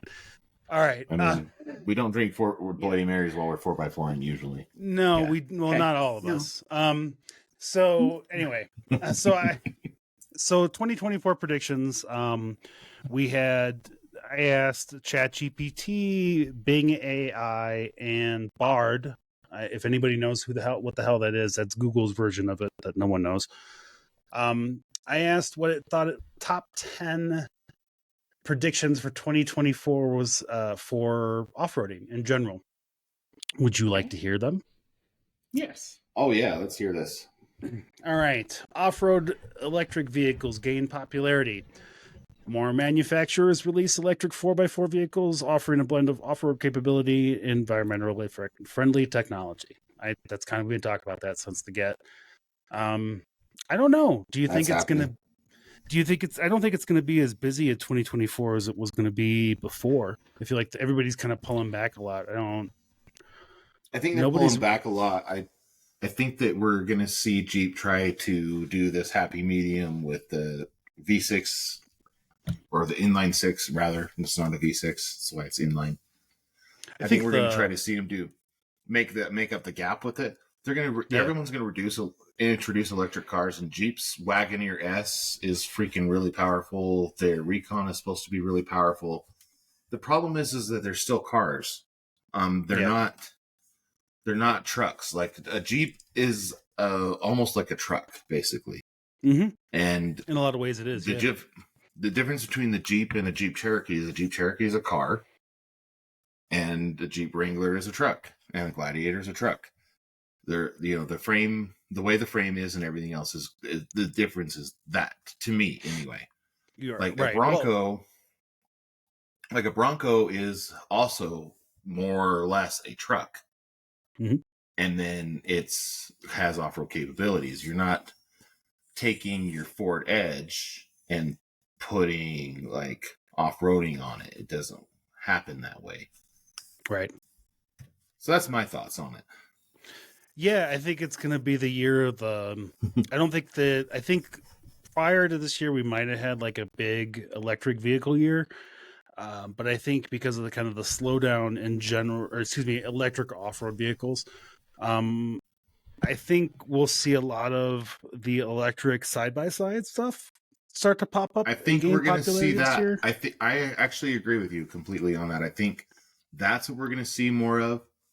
We'll see electric side-by-sides. We'll see electric race vehicles like the EV we were talking about. That's cool. Like, I think that it's just going to sneak up on us. But those things need to happen before we can have really good electric off-road vehicles. Like Jeep's going to put trail rated on the Recon.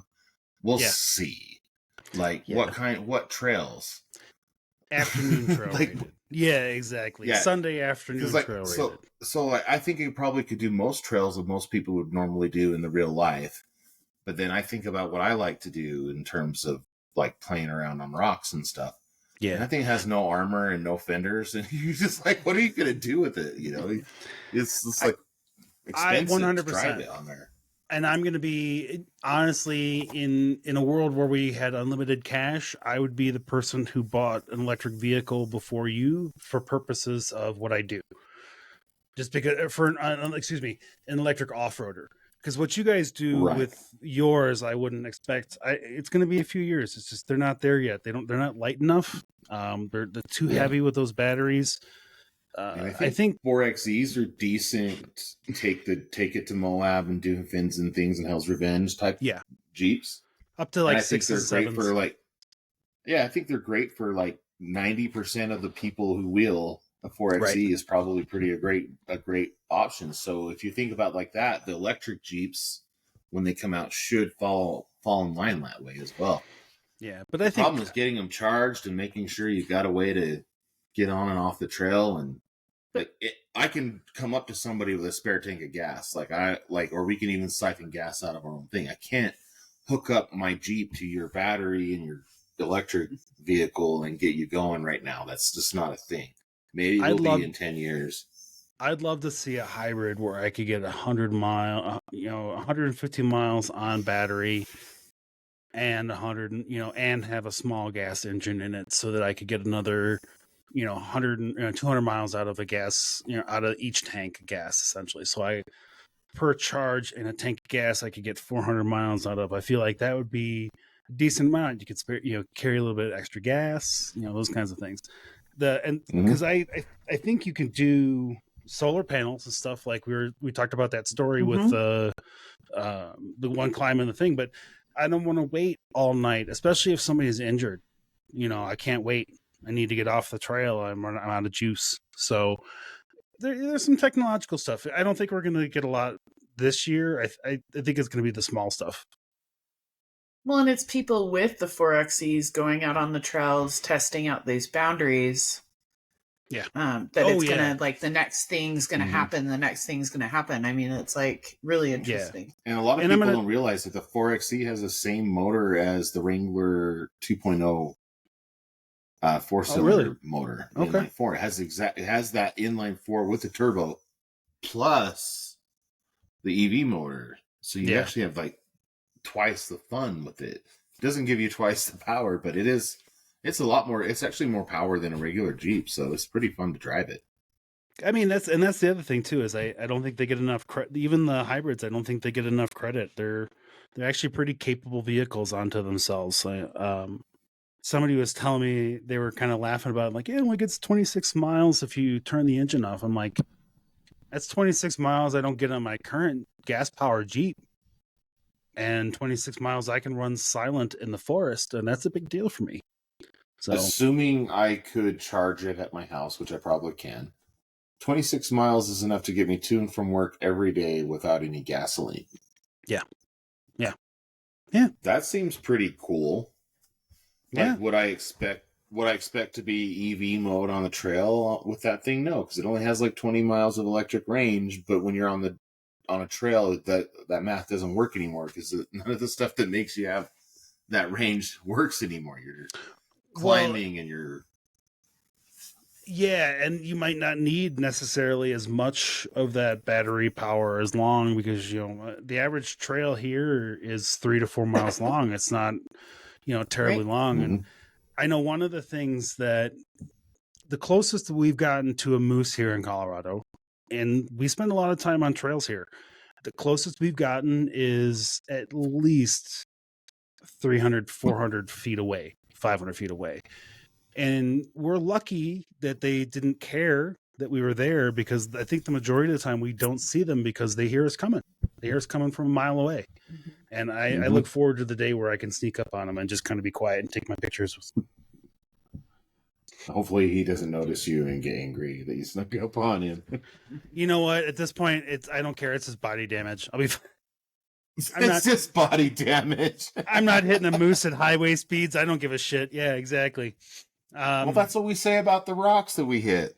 It's just body damage. You know what? I'm hitting it. Oh. Yeah. No. I think she's just trying to calm you down before tomorrow. That's all. She's like, don't drink anymore, Pope. We got to go wheeling in the morning. There it is. See here. So, Chat GPT number 2.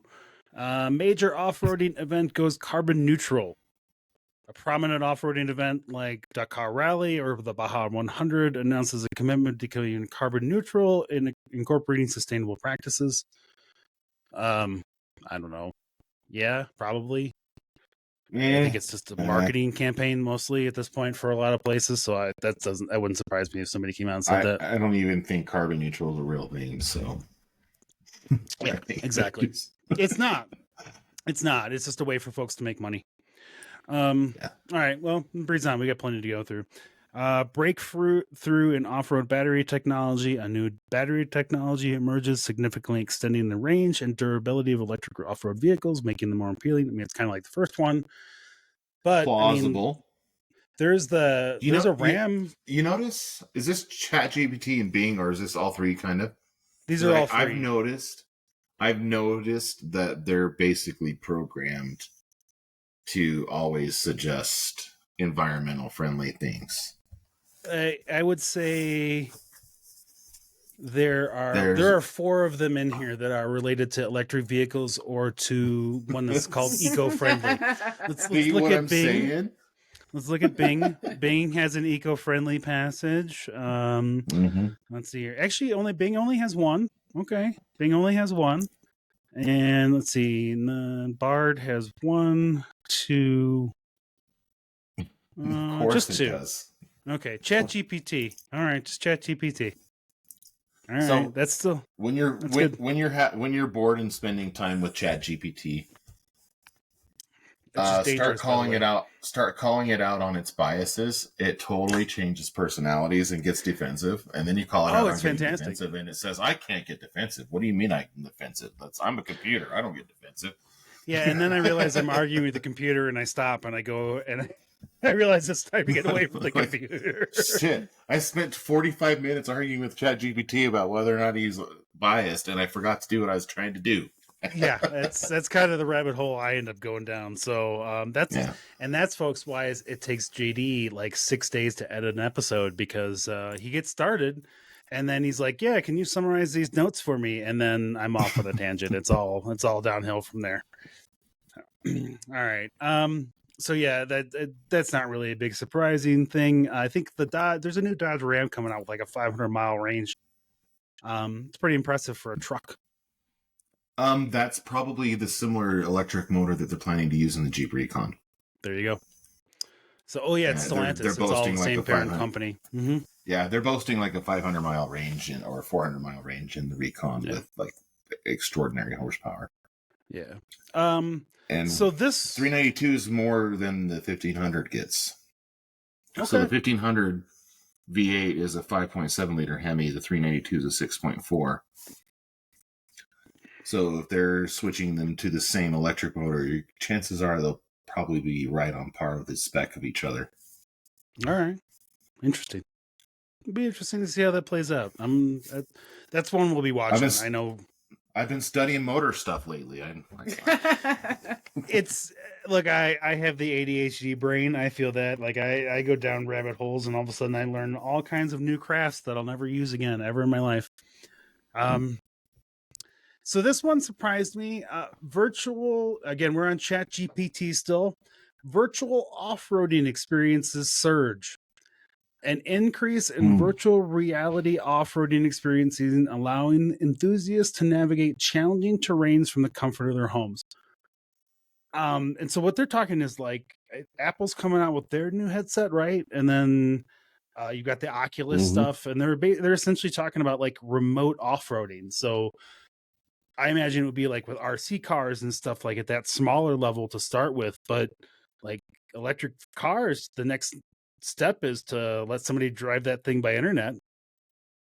Well, I think what they're referring to is more like a simulation, kind of like playing Forza or like the iRacing stuff, where you actually are in a simulator where the car is actually your chair is reacting to what's going on in the computer game. So if you could imagine a 4-wheeler simulation like we're doing in Sand Hollow or something like that, like where, a rock crawling, where the chair can just go up and vertical, and and kind of give 40 you that degrees of camber. That muscle sense, that muscle memory. You're feeling you're going to tip over, and you start feeling like where it's, what if it could really tip you over? That would be hilarious. Like you'd be sitting there and you'd be like screwed up, be like, oh crap, I'm upside down now. I think that would be awesome. I think that would be great. That would be a great video game park. Well, you know what? So I think that's how Californians are going to off-road in the future. So right there. This is the thing. Is like we've been watching a lot of documentaries and stuff about people who learned how to drive race cars doing their like Forza and all that crap. And it's like, imagine if you could learn how to off-road or handle or even figure out how far you could actually like the tipping points and things like that and not be in a dangerous spot and learning the feelings of it. I don't think you could they have flight simulators that are, why wouldn't they have jeeping or off-roading? That would be cool, actually. I would love to do that. Like you could go test I didn't even think about that part of it. Yeah, like pump in you get to the simulator and you plug in your vehicle's stats, however big the tires are and everything else. So when you get into it, then you're driving your own vehicle. You're getting an idea how your vehicle is going to react. Rubicon Trail via VR. And you're like, okay, I want to do Hell's Gate. And then Trails Off-Road has an app for VR to do the Oh my gosh. Then you could be like, okay, here's the chute. Here's the thing. Like, whatever. You could go to that place and see that environment. See if you could drive the chute or see if you could drive Pritchett Canyon with the VR car. Like, so Todd doesn't listen to me. Todd from Trails Off-Road. He doesn't listen to me about new technology. So we're going to have him here in a couple weeks, in like a month or so. Before EGS, when he comes in here, I want you guys to pitch that to him because he won't listen to me, but we need that. That is an amazing teaching tool. Like I couldn't, if I had the ability to give like Jen the chance to get behind the seat of the Jeep and not worry about actually hurting herself or the vehicle or anything or the dog or whatever else it was. Like that could be an amazing teaching tool. I hadn't even thought about that part of it. All right, that's a really cool idea. It would be cool. If you could feel it if you could get it to where you could feel what's actually happening, the things are tremendous that you could do. You could actually be in a simulator trying to do like stuff that like double footing, like all the things that would be so hard to teach somebody until they have done it. Like, I mean, like I can't drive Jem without double footing her and using the turbo and things. Most of the time. Because you have to feel it kind of in your seat, like the way that the turbo hits and stuff. If they could find a way to like really simulate it, because really you're feeling the tires, you're feeling like I feel like I feel her engine and I hear it start to squeal at a certain point. I know that I need to release. Like, you know what I mean? If they could make it that great, like think about how nice it would be like if we can't go out on trail that day but we just want to like get some seat time. Well, I'm thinking like, so there's we have an air museum here, and I'm sure there's lots of air museums around the country, but I'm wondering if you could just repurpose an air flight simulator just to do that, because you all the same motions, right? Up and down. You want to be able to roll if you need to, and because you want to know what that breakover angle is. You want to know. You do. You kind of want to know what that breakover angle is. It's true, though. You want to know how to do whatever. Well, it's a lot better to feel it out. You could do simulations on, you could do off-road simulations of recoveries. What if you put the wedge here? What if you did the thing there? Like, you could, like, re-roll yourself off and, like, go set up your winch and try to figure out how and where on the Jeep you're going to... That's a great idea. I mean, I'm sorry, I'm going down a rabbit hole, but think about how cool it is to actually such an interesting idea. Like, I don't want to do like Hell's Revenge in a simulator because I don't want to experience it. I just want to go experience Hell's Revenge. But I do want to find out what it's like to drive on Slick Rock. I want to know what it's like to go up in one of those big fins and then come down one of those big fins, just to kind of get a feel for what I'm going to get into, so I don't freak out, and so my passengers don't freak out. Right. Oh, your passengers are going to freak out. Well, yeah, that's to be fair. Then, if Randy's mom and dad's reactions are any sign, your passengers. Well, our first trail, or like our second trail in Moab, was Hell's Revenge, and I had my mom as my passenger, and I was like finding out how I feel about it. Oh no! The conversation in the car, like we have videos out because I was in awe because I had never seen anything like Hell's Revenge. When the first time you do it, no one has, because there's no other trail like that, right? And I'm sitting here experiencing it with a camera going out the hood of my car and listening to me and my mom's conversations. They are the most priceless videos I own. Is the conversation? That's awesome. This is not a road. Who thought of this? Like all those conversations. And then it's funny because Pope did the same thing with my dad in his car. And they're like, did you know that Motley Crue had a documentary on like Netflix? Like they're not even talking about all the crazy stuff going on. They're talking about Motley Crue while they're driving through it. And me and my mom are like, this is not a road. What are we doing? Me and Randy's dad were just like, oh, this is fine. This is just driving. Whatever. Did you see that documentary? He's like, oh yeah, those guys fucked up the green room at the Salt Palace when they performed out. My dad worked at the Salt Palace like back in the day, like during that time, and he was like, and it was a venue where a lot of big names would come through, so he had to work the green room and did all that kind of stuff. My dad has crazy stories. That's really cool. You should have him on. Yeah, it's just funny. Oh my god. My dad would that would be entertaining. He has no off-roading information, though. No, not our podcast. We don't talk about off-roading here either, so you're fine. Yeah. Not really. Yeah, my dad has a lot of information that is useless, but it would not be off-roading related. That's all right. All right, well, I'll, there's a couple of groups I'm in. I'll hook them up. We'll get them. The point is, one of the things that I wish I had my dad do was talk, and actually he talked about recording a bunch of his old stories, but I wish he'd actually done it. Like, and if I'd had this thing, I would have made him do it. So it's just this technology didn't really exist by the time he wasn't able to do this stuff anymore. So, all right. Anyway, I think that's a cool thing. Anyway, I can see that one awesome. working out. Yeah. So let's see what else. Let's see here. I want that. Like, I'm sitting here thinking, like, how nice would it be? How can we make that happen in real life? I want a simulator in my house. that one's actually going to stick with me for a while. Yeah. Well, yeah. Like, there's endless possibilities for me on that one. Like, I get real stupid with it and real geeky real fast. Yeah. Well, so we'll do on that same level. Innovative off-road navigation app. This is ChatGPT still. A new app launches offering advanced off-road navigation features, satellite imagery, trail difficulty ratings, and real-time weather updates. With the exception of real-time weather updates, which I can't tell you for certain or isn't coming to us at some point in the future. Trails Off-Road does all that shit, so that's really not an innovative thing.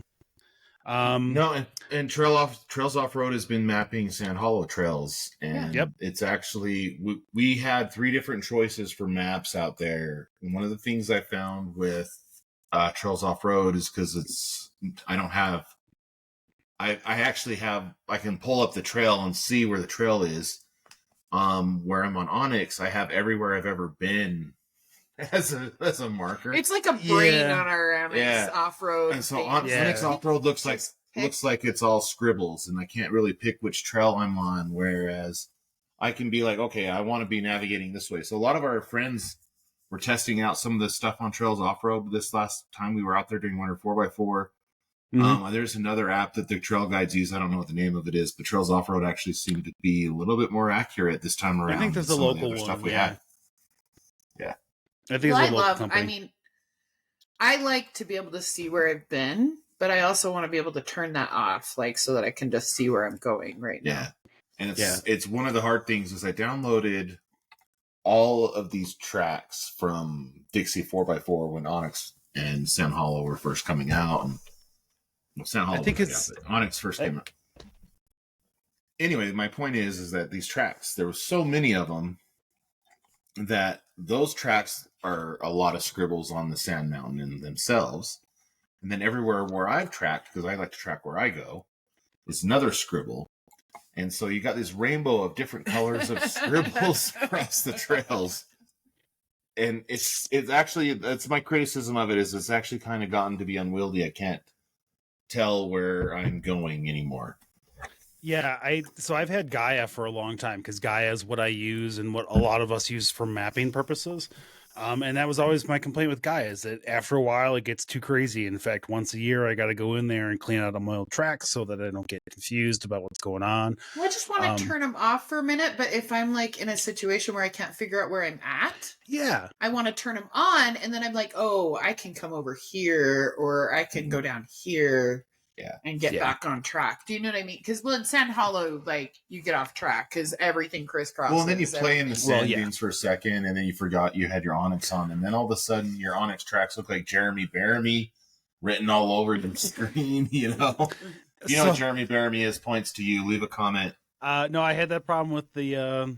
I tried to do a scout route for that ice racing thing that I did, and there's a lot of you spinning around in circles. So that when I was done with the track, it's just circles upon circles upon circles on of a GPX, and I'm like, That's the way you go. You have to do those circles. If you don't do it, you're off the trail. Yeah, we ended up not publishing that because we were afraid of putting GPX tracks in a lake. So, yeah. So anyway, yeah. So I can I see really that being don't. a problem. Yeah, just a little bit. People are dumb at the end of the day. Let's see. That was it's an innovative off-road app. We've got a lot of those out there right now. I really don't think there's going to be anything new. It's going to be probably a lot of folks just making their apps better. Better and better, and doing more and more with them. Mm-hmm. Yeah, autonomous off-road vehicle technology. A breakthrough in autonomous driving technology specifically designed for off-road conditions is announced, potentially changing approach on challenging terrains. Not happening. You don't think so? Hell no. They can't even get driving on streets done. I'm not. This says nothing about whether or not it's going to be feasible. It just says they're going to announce it. No. Yeah, like if Elon announces it for the Cybertruck, I'm gonna have to remind him that Cybertruck has like 4 inches of clearance and can't climb anything. But yeah, I don't think they're gonna do it. I don't think they would do it mostly because I don't think they can build enough safeties into it where they would feel comfortable with the liability. I think the technology is probably there. Like you've got enough cameras and shit and sensors to figure out where tire placement is and all that kind of jazz, but I don't think that they'd want to take on the liability. My Jeep knows how it's positioned at any time. It knows what the pitch and roll is. Often better than I do. Yes. Yeah. And so it knows what's going on. So, I mean, it's plausible, but nah, I don't think so. Wait till we have self-driving taxis, and then I just don't even know why you would want autonomous. It takes all the... Right, where you're out there testing you and your rig and your limits, and why would you want to sit there and push go? That's dumb. Yeah, I agree. And I guess in not what we're doing. I guess in what we're doing, it's all about us and our rig. It's our connection between us and the seat and the tires and the thing that's in front of us, and how can we accomplish that in a certain way. I can't imagine even thinking that you would want to push a button. But the funny thing about it is I've seen our Uber drivers, the way that drive Teslas, and the way that they drive, they don't even look. They don't look at they look at that screen. It's they look at the screen and they just turn, and you're like, bro, there's a freaking diesel right there. It's like, car wouldn't have let me turn if it was going to hit me. Are you sure? Yeah. So there's that level of the Tesla autonomy. If you haven't looked at a Tesla or you haven't seen what's going on the screen, it's not like basic technology where it's looking at the lines on the road and steering within the lines. It has a full understanding of everything that's going on around it. And I'm watching, as an Uber person in the back seat, I'm watching them not even look behind their I could not. Even though I have blind spot detection and it gives me a light and stuff, I'm going to look over my shoulder and see who's behind me. And then I'm going to move. I don't care what you're telling me as a computer. I'm going to look. And these people just look at their screen and then they just go. And I'm like, you're not even going to check. You're not even going to look? So much that you're just not even going to check. It is more Jesus take the wheel than I have ever seen in my entire life. And at any point of my... It says it's a Tesla picking me up. I almost want to cancel it. It's not Jesus. It's Elon, though. It's Elon. It's not Jesus. Elon's not Jesus either. Yeah, exactly. God, no. So interesting about this. So I was reading down into Bard's, and Bard did not have a one along those lines. But in that same vein was a self-driving trails. Off-road trails begin incorporating self-driving technology, allowing inexperienced drivers to experience the thrill of outdoors safely. Now, I don't know if I like the idea of putting rails in like a Disney ride, but what about what about some sort of happy medium between that VR and autonomous and a self-driving trail where you you could get onto a trail and do all kinds of stupid stuff, but at some point, if you were doing something really stupid, a computer would stop you and be like, you can't go this far off the trail, or you can't do this kind of an angle, you can't hit that, level of Okay, the... one of two things can happen. Either do the VR thing or go take a tour. Okay. Like, you can go to Moab and you can get in a vehicle with a professional driver and they'll take you to Hell's Revenge. Like, they'll take you on a sunset thing of Hell's Revenge, and they'll even give you snacks. Like, they'll bring you coffee. And they'll pretend to like do something sketchy on Hell's Gate. They'll like drive you up, and then they'll be like, "Oh no, we just." And they like, yeah. Shit. And they freak out. Like, if you stand at the top of Hell's Gate long enough, you see the tour guides come up and then they like roll back a little bit and everybody screams in the car. It's a whole thing. And they do it every single time. It's cheesy as hell. Yep. But it does scare the crap out of you because you've never seen a rock like that before. Like the first time you see it, you're like, oh crap, that almost happened.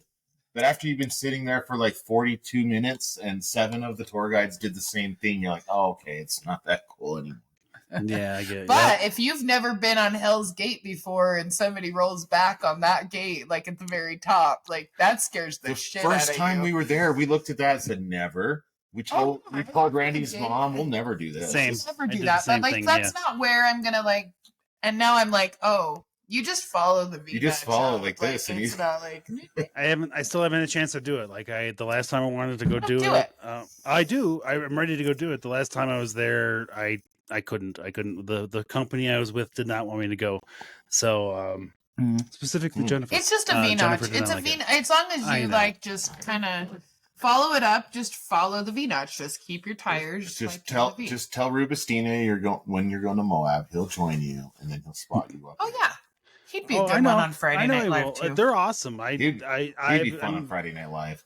I actually, I did reach out to them, and if you guys are listening, I'm reaching out to you again. I now have a show for you to appear on. It's gonna be a Friday night situation. I mean, like they're like good friends enough that like we have like FaceTimes with them and stuff. Like I love. They're right here. Like, I feel so bad I've never met them. Yeah. All I have to do is say you're coming. All I'd have to do is say you're coming on the podcast, and he'd be like, "Okay, when?" All right, sounds like right. That sounds. How I'm gonna. I have friends. I have all my friends in Salt Lake. I don't talk to as much as I talk to these guys. Okay, cool. We do. Well, we'll see. We'll see if Jason's going to be busy next week. We'll see. We might see what they're doing. So, so it might be a perfect time. Him and Aaron, for them. both of them would be. We should put Aaron and Josh on at the same time. We had Aaron and Josh at the same time. The tension. They're friends. They're friends. There's a business relationship and a friend relationship. Okay. Oh no, they're friends. Okay. Aaron will find Josh's buttons, and then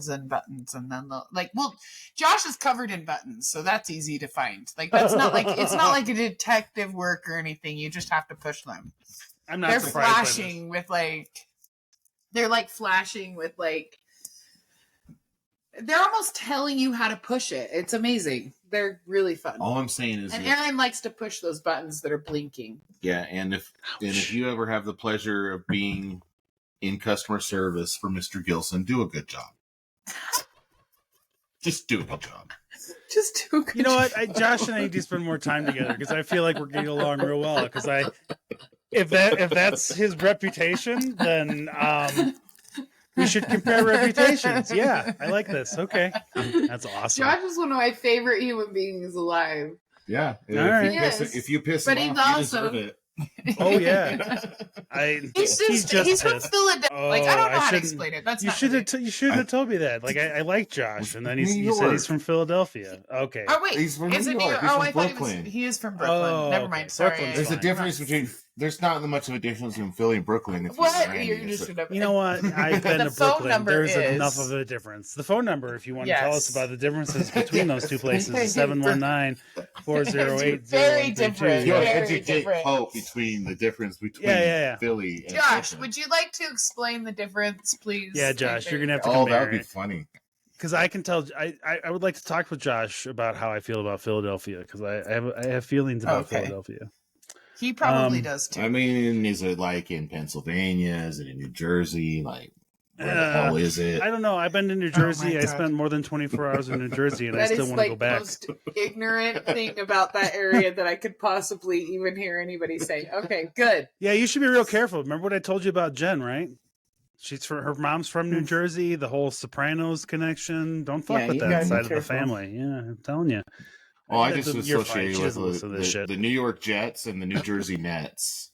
Both come from New Jersey. There you go. Oh, I'm not saying they got any good sports teams. I'm not even saying you should actually live there. I'm just saying that it's a state. So anyway, I love New York. I love New York too, actually. I hate New York, and if you don't like New York, JD will tell you the number. He doesn't even know. He's never been to New York. See, this is the thing. I've been to New York like probably 10 times.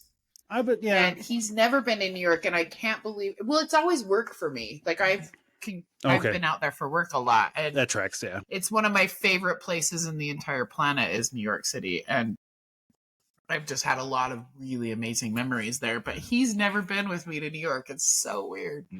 But I mean, we either go off-roading or we don't go to. New York is one of those places. It's fun to visit. Airport. It's good to visit. It's good to spend some time in. I'm good. Well, and it's different every single time. It's like Chicago. I enjoy going back. I enjoy spending a few days there, but after that, it's time to go. All right. Let's see here. So that's almost it for the ChatGPT ones. Like I said, there's another one here called eco-friendly off-road trails. I don't anticipate there's nothing non-eco-friendly about off-road trails now. So eco-friendly off-road trails. Yeah, several new eco-friendly off-road trails open, designed to minimize environmental impact while offering unique driving experiences.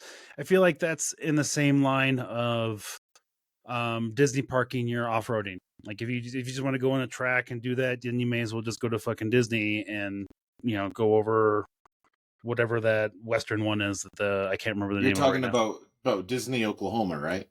Sure, Disney Oklahoma. Yep. Or Disneyland. Disneyland. There you go. I don't know. It's whatever ride give is them the that number sends you again, to the desert. Yeah, I'm sure. Yeah, you can tell us about how much we shouldn't talk bad about Disney, which is 719-408-0132. Yeah, I don't really give a shit. I would like to take the Misfit to Disney Oklahoma. Oh my god! And go wheeling once. Is there stuff to do in Disney Oklahoma to wheel? There's like an off-road park there. We should do a whole show about that one time, about off-road parks versus like trails. Do we know any? I don't think I can. That would be interesting because there's some cool off-road parks that exist. But like out for here, there's not, like it doesn't make sense. We just go where we want. Yeah, and that's the other thing. I mean, Sand Mountain's basically an off-road park. Yeah, Sand Hollow is basically an off-road park. Yeah, kind of. It's like condensed area with trails, and I mean, it's like inside of it. Moab is like an off-roading area, off-roading county, district. It's a big region, whereas Sand Hollow isn't necessarily a region. It's like in this little confines of this like heaven on earth. It is like heaven, or is it like not heaven? Is it like the bad place because our Jeeps never get to go? I think we're stuck in the bad place. If you know the bad place, what that means, we have the best lives, but it's always fucked up. Yeah, it's always kind of shitty. It's kind of shitty, just a little bit. Just a little bit. So I have the best Gladiator that you can have in terms of suspension and shit, but I can never drive it. Something's right. But there's always a fight, right? It's never you can't. Always a fight. Everybody's just like, "Oh, you've got the greatest thing ever." I'm like, "Yeah, but you understand. Like, you see all the great parts of it, but you don't see the bill and the 6 months waiting for parts and time and everything else going with it. Like, it's really nice." Exactly. Or we have a really cool Instagram account, right? But but only thing that's popular is when we fuck up. Yeah. So I've got on my list for a Friday Night Live episode. I want to talk about that. I want to talk about the disconnect between what we all post and what we know we have to post to kind of get attention versus what we want to post and what we would have posted before we were quote unquote influencers. So yeah, that's a whole subject unto itself. We just throw spaghetti at the wall. Like, I don't think anybody understands. Like, we're just we have no intentions of anything, and it works for us. So like, there's no intention. Mm-hmm. Well, and I it just happened that way. Does that make sense? Yeah, we're not trying to make money. We're just documenting our journey. And then he thinks he's funny sometimes, so he posts an audio that he thinks is funny. And then we just keep throwing spaghetti at a wall. And every once in a while, it does really well. And every once in a while, it's not. Like, we just don't think that hard. See, I think that most people think too hard. That's the problem. I think you're right, but now you're giving away the whole premise of the episode. Oh. Well, I'm just saying, like, that is pretty much, if anybody wants to understand our Instagram, it's like there is no plan. It is a garbage bag blowing in the wind. We're just here to have a good time and meet fun people. And that's really Gem and the Misfit in a nutshell. If you want, like, the whole nutshell, it's just, we're here to have a good time. And if you want to laugh at us fucking up, then that's great. If you don't, like, whatever, it's fine. Like, I think our following is 80% people waiting for the Misfit to fuck up. Yeah.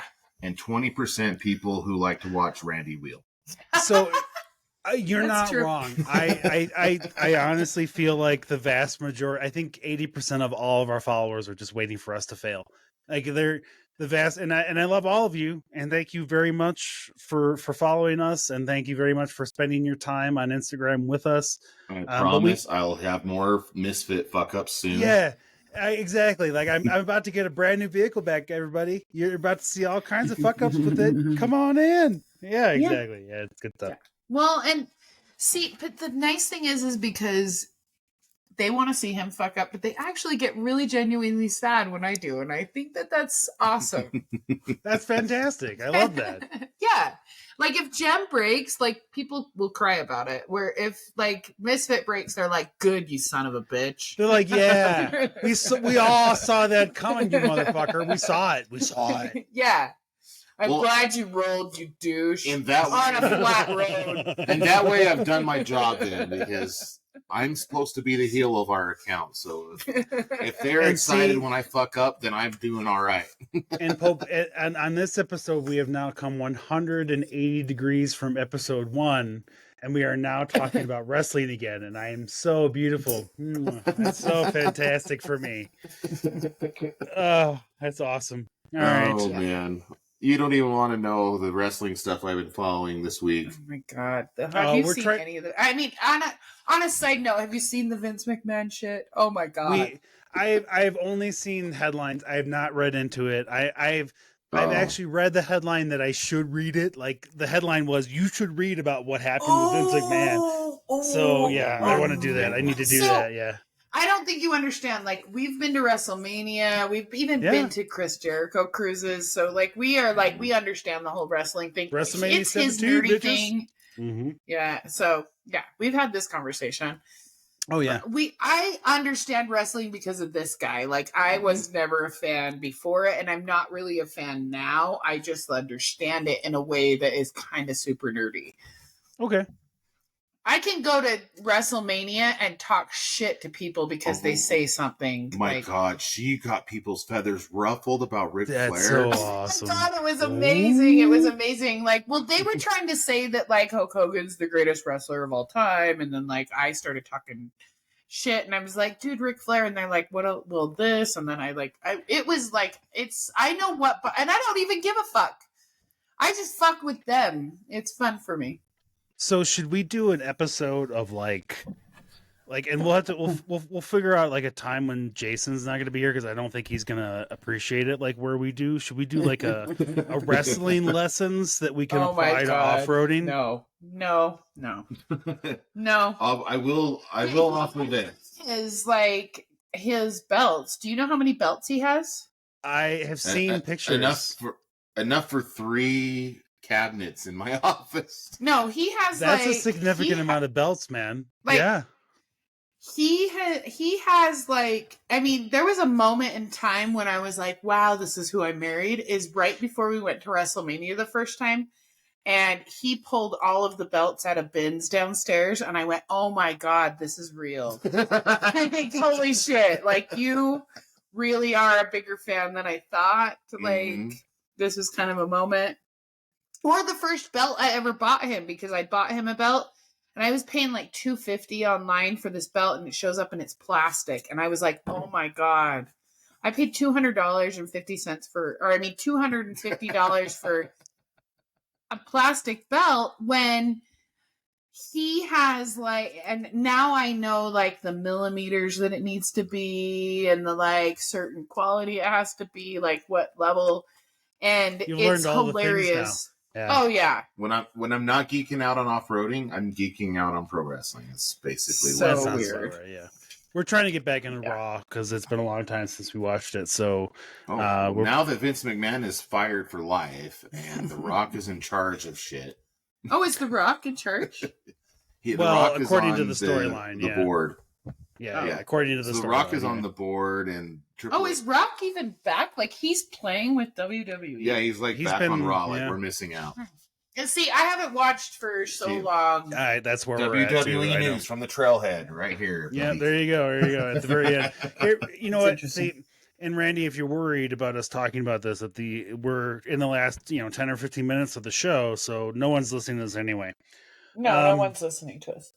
So we can say whatever we wanted. We can say whatever the fuck we wanted to about Jason. He wasn't going to listen to any of this anyway. So yeah, self-driving trails. The only other one that was interesting to me was one from Bard, and it was an AI-powered recovery robotics. And autonomous recovery robots become commonplace, assisting stuck vehicles without risking human lives on dangerous terrain. Like, there are some places here where it gets real sketchy, like at 10,000 feet, 11,000 feet, 12,000 feet, where it takes a couple of vehicles and some guys with some serious balls. And if you're listening, if you manage to still be listening, we are actually going to have the Colorado Rescue 4x4 guys on and have them talk about that. So, like, I can imagine that being a big deal for them. Yeah, and those elevations, it's actually pretty hard to get that. Your car doesn't work the same at that elevation. No. So like, I think my thing would be, like, at the very least would be like a small side-by-side sized vehicle that I could send up the side of a hill, like a shelf road. I could send up, a couple hundred feet to anchor itself and then act as, a place where I could winch off of and, for the recovery. I think that's the kind of stuff that would be amazing. Be a big deal for a lot of responders when it came to that. That would be cool. So, I just want them to come out with like a simulation for this, so I can simulate my car in like so many different pieces. What if you could just and try to like? Oh my gosh! I just think that. Like, what if you could show the AI like, here's the vehicle that I need to recover, and the AI just does some generative stuff. Here's an angle. You know what? I think that's generative the next big stuff. thing. I made that up. That was like a. No, you're right. No, you're 100% right. Like, I mean, seriously, be able to submit. We can already submit pictures to AI, right? So we can already kind of give it some base information. I can show pictures of my plant. It can tell me what's wrong with my plants. So like, if I could submit like a picture of something and say, "Hey, tell me where to hook up the winch line so I can pull this thing over." What's going to give me the best, weight ratio or the best pull ratio, right? It's like, I mean, that's just experience. Like, I think that when it comes to recovery, like, it's experience. And I like try to soak in as much as I can when I'm out on the trail, because we have recoveries all the time. All the time. I mean, I've used my winch probably more than 99% of people. We were on a trail at Winter 4x4. It was not supposed to have a single rollover, and it had two. I know. It's just weird problems. And it's the kind of stuff that makes you think twice about it. Winching. Mm-hmm. That trail had people who normally wheel 4-level trails. It was level 5 trail, and they were at the end of it. They're like, "We're going back to level 3 and 4 trails. This is too hard." Well, okay, we were on the whim, and I don't want to talk about it too much because I don't want it to be like dramatic or anything. But it was the girls' run on at Winter 4x4, and it was like the most insane, awesome women wheelers, like taking everybody out, and the dumbest things happened. Like that, just you can't Right. like. I mean, it was like a trail that should have been like a Yeah. 2.5 hour, like easy breezy trail ride.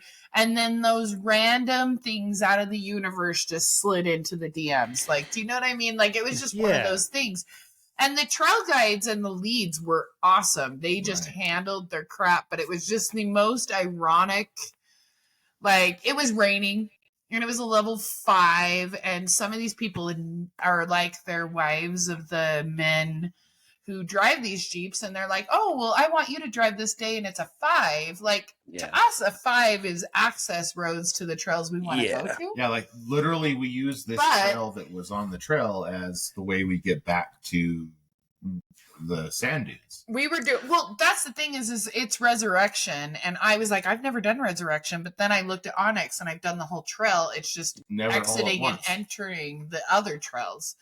Where And so it's right. literally the access road. So it's a dirt road in some senses, but then there's little ledges and there's cute little things and stuff like that. But it was like, if you've never done much, like it's a lot of trail. Yeah. It's a Yeah, totally different yeah. trail. And it was what was raining. cool about it It is was raining because it's like a perfect little right.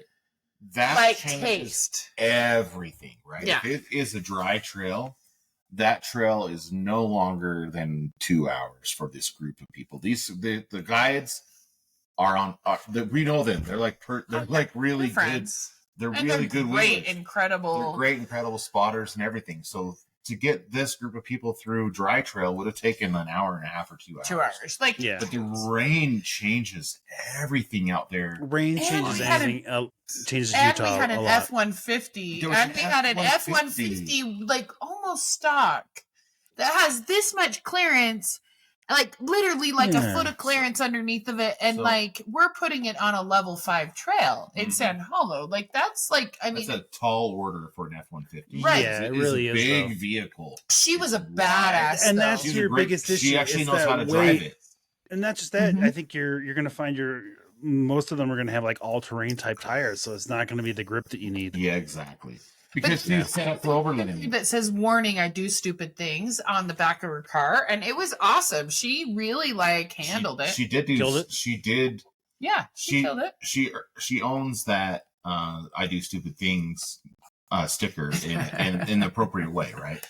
Like Fair she enough, had, yeah. like there was times I was watching her go through stuff, and I watched how she would gas and get out of stuff, and I'm just like, she Well, knows her Mason truck. was a badass. She's a She great had driver. nerves of steel. She Yeah. handled everything that was thrown at her. Like that's all you can ask from a lead is somebody who like responds to the situation. When her friends that were the boys that were helping were the ones messing around. Well, yeah, there was a rollover on there because one of the guys that came to help out the F-150 to get around this one corner, he decided to do a level 9 obstacle in the rain, and he ended up rolling his Jeep. Ooh. So he Yeah, tried a level to look 9 really obstacle cool in the rain is for a level. Yeah. And I looked at that obstacle and I'm like, we're not, there's no way we could really do Well, that. Des looked at me and goes, "When Mason turns right, you turn left." Yeah. And I was like, So- "Okay." And so so, one I of our- did it. And then Mason's Des- like, "Not today, Randy. Not today." Des is misbehaving YJ. And she's a badass. Like She's one such of a the badass. coolest And she's- people. Every time Randy come up to a little obstacle, because she's been hanging out with us a little bit. We've been with the locals down there a bit. And so Randy come up to an obstacle. She's like, "Okay, so this is what you're going to do. Do the same thing the person that rolled over did. She's- But just Just go really really slow." slow." And then it was like, "Not That today, seems Randy." like And- sound advice. Yeah. And then Mason is like, "Not today, Randy. No." It was like the funnest day. It was a great day. Fun watching. Like, okay, this is what happens when you put girls in a trail, and like they either roll up to an obstacle and they have the look of fear on their face and they wish that they weren't there, or they roll up and they're like, look of fear, but I want to try it, and then they like get up it and then they're like, okay, let me do that again. Like, I love a new girl having that sense of accomplishment and That's wants to do awesome, it again. yeah. But then you also have the girl that you're like, she's never coming back. It's okay. It happens. But Couple of You're going to those. have We a had a couple washout of those rate. that were like, Yeah. Yeah. There was a couple of them were like, I'll do 2s and 3s. Thank you. And Never coming back to a 5 again. We drove down Resurrection as well. We were leaving one of the other trails earlier in the week, and I'm like, this trail will either get you addicted to rock crawling or make you change your mind and never turn want you to off come back. forever. Yeah, because it's that kind of trail where it's perfect to like, oh, dude, this is so fun. I thought it was a lot of fun driving it in Randy's Jeep, and then but I was dry. If it was wet, it would have been a lot of fun. It would have been a blast. It's an access road, but it's a great place to show people. Like, and that was what was so great about the girls' run is they got a lot that trip. Like, there was so many things. Like, even a side by side rolled into the trail, and we had to get that out. And it had nothing to do with the trail ride. You know what I mean? Like, just little funny things. And but it was still fun, though. Never seen a Jeep get recovered from being rolled over before. They wanted. It took us 5.5 hours to get off that trail, and it's like an access road. It was hilarious, but it was also really cool to have like people who had never wheeled before with people who were like super skilled all come together, and we just had a fun, magical day. And like I said, some of those girls will probably never be back. Yeah, but you know what's interesting is I wasn't a guide on the trail officially or anything like that, and so I sat back and just kept my mouth shut, just let everything happen around me, and like with only a couple of times where someone asked me for help, no one needed my help. No, at all. The girls were handling. The girls were handling it. And the only time someone asked for my help was when the girls were busy with something else. And then I'm like, this girl's like freaking, I'm like, I know exactly what we're doing here. I can help you. I just haven't been saying anything because this is a girls' run. And she's like, will you help me get through this? And I helped her. And I was like, all you have to do is just drive straight. You're fine. But it's a dirt road. It's a dirt road. But like what happened is she sees a 2-door Jeep tip over. She's in a 2-door Jeep. And now every little type of thing that's off camber starts freaking them out if they haven't been on it before. It was cute though. It was cute. It's so fun. I got her through it, and I took some cool videos, and I showed her some cool pictures of what her Jeep was doing. And she's like, "Oh my hell, my Jeep was doing that." I'm like, "Yeah, you were doing that, and your Jeep was there." You would have been freaking out, yeah. And it was cool. It was such a cool experience. I love Girls Run because it's such a random day. It always is. I don't know why. And it's because you get such new to such older, and they all come together and everybody gets out. But if you're a guy on one of these runs, just keep your fucking mouth shut. Honestly, guys, seriously, just let them do their thing. They actually know more than you. You just don't know it because you won't fucking let them do it. And yeah, exactly. And you guys are welcome to agree with me or disagree with me on this one, but I honestly think it's because women are less afraid to just ask simple questions like, do I have this line? Like, do I need to turn my wheel, or do I like if they're not sure about something, they're more willing to just be like, let me ask this question. Whereas guys are more apt to do something stupid and turn the wheel because they're not willing to ask that question. Well, if you remember our Colorado 4x4 girls episode, one of the things that happens to them a lot is they get mansplained. Yeah. And the last thing I wanted to have anybody to have perception of me is that I would mansplain you. I was just like, I'm letting you figure it out. And until you say, hey, Pope, help me. Or if you see they're in a terrible situation. They're in a terrible situation. He's going to help. I'm not going to let you. He's going to watch, and he's going to watch you, and he's going to make sure you're taken care of because that's the guy he is. He's going to take care of you. Yeah, but I'm not going to. But he's not going to mansplain you. He's not going to insert himself. If he sees you're in danger, he's going to jump the fucking. That's who he is. Do you know that makes sense? Yep. Yep, and that's awesome though. That's a good supporter of folks that are doing it, regardless of whether or not you're a man or woman. Frankly, you just want a lot about everybody out on the trail and feel comfortable, whether you're a man, woman, whatever you want to be. Come out and feel comfortable, and we'll put you in stupid situations, but we'll make sure you're okay at the end. There's a reason why most of our wheeling friends are girls. Like we know how to wheel with women without making them feel like they're inferior. Like we just treat people the way we like to be treated. I'm a better wheeler than you. That's true. That helps a lot. I'm just kidding. I'm kidding. No. Way more seat time this year than he Yeah, has. since it's been booked for a whole year, so yeah. So Oh boy. I mean, but the thing is like we have a lot of women wheelers that like to wheel with us, and Because they're awesome. they're awesome wheelers, and like we see some people outwheel their Jeeps all the time. Oh And my it doesn't God, matter, Linda and JoJo, whatever like, you those are my two bring, favorites. you can bring it when you're with us because we will let you try it. And I really we know roughly how to get it there. And if we can't figure it out, that's fine. But we'll try really hard to help you. I am really looking forward to the first time that we get together as a group and then like bring other people to come with us to wheel and be like, we want to show you how to wheel. Like we want to wheel with you. We want to have a good time with it. So I'm looking forward. I think it's going to be a really fun time along those lines. So cool. It should probably be in like a Moab situation because it's easy for everybody to get to. It's centralized. Yeah, exactly. I'm actually, if I had to name a place off the top of my head, I would actually name the San Rafael Swell. Be a great place to have a nice large group of people without being too on top of other folks. Devil's Racetrack Do the area. Devil's Racetrack. That's like a really cool area that like everybody can do. We did the Devil's Racetrack with Dirty Adventure Crew. Almost every type of Jeep that would want to join us could do it. He'd be fun too. We should have Dirty Adventure Crew Skylar on, and even we could have Skylar and have. Is Dirty Adventures the Dirty 8 adventure person that we were talking about at the beginning of the show? Is that your person? No, it's so Dirty Adventure Crew is Skylar and why? It's because his brother Aaron is in Colorado. So Aaron is in Colorado. Okay. Like he's Dirty Desert, Dirty Desert Fox, and then it's Dirty something. Dirty Chuckwalla. Dirty Chuckwalla. Dirty Chuckwalla.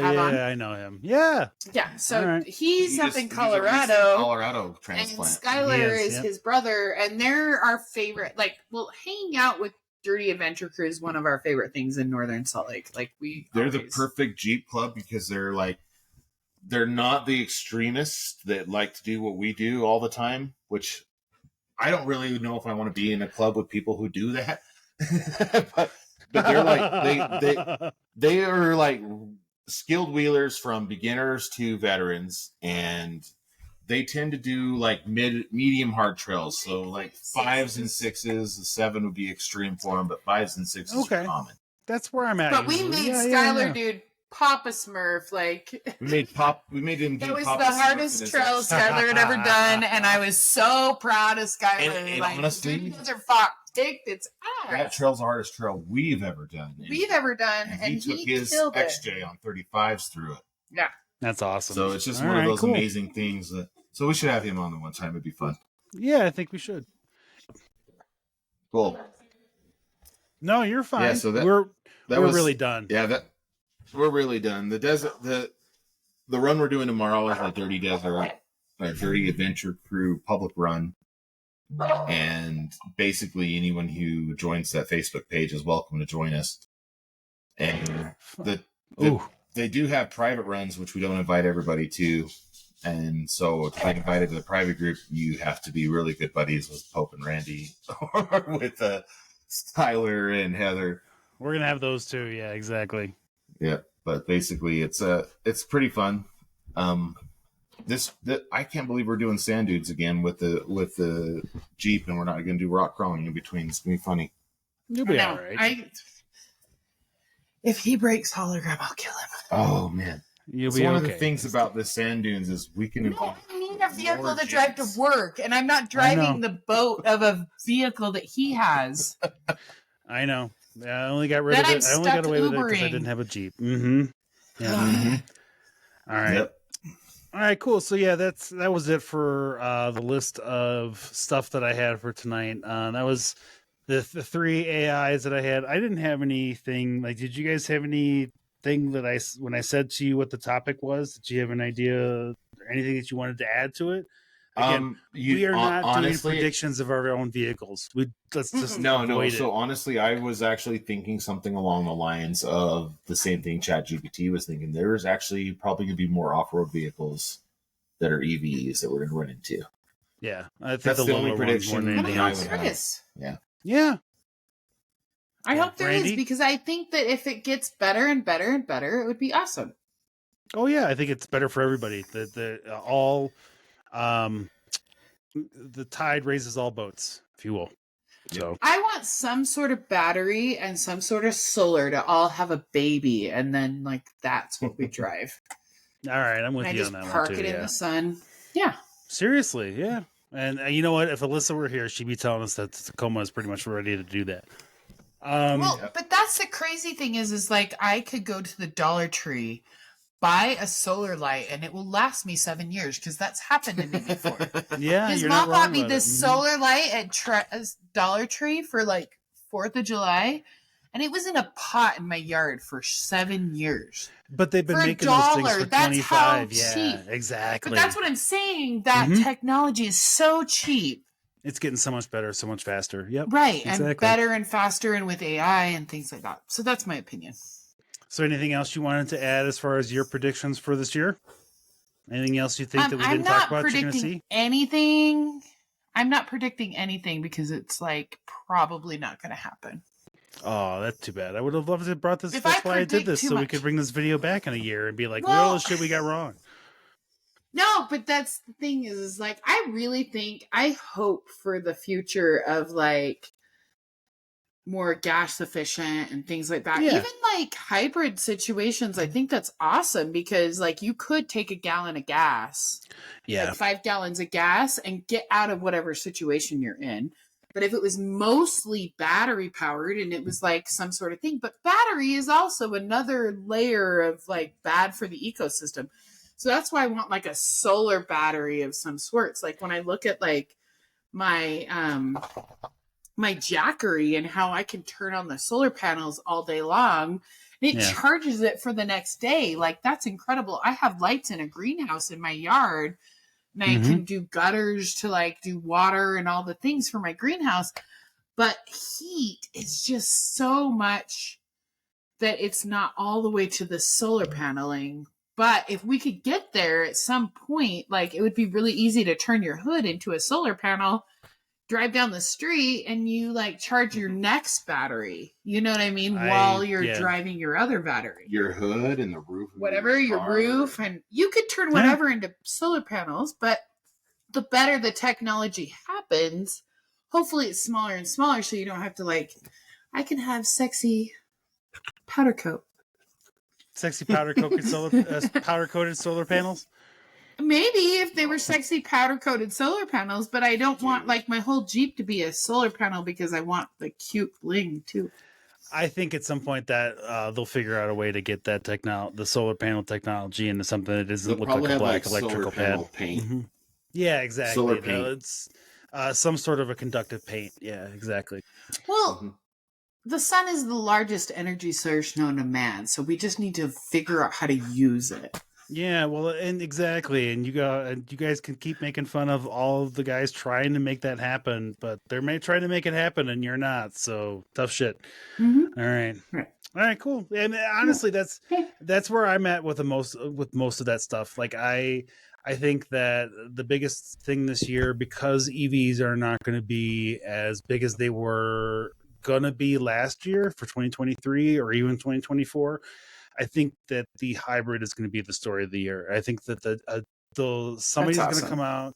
I really hope the Jeep says like, "Hey, here's is this hybrid that gets 100 miles on battery and gets 400 miles on a gas engine, and you can use either one or the combination of both."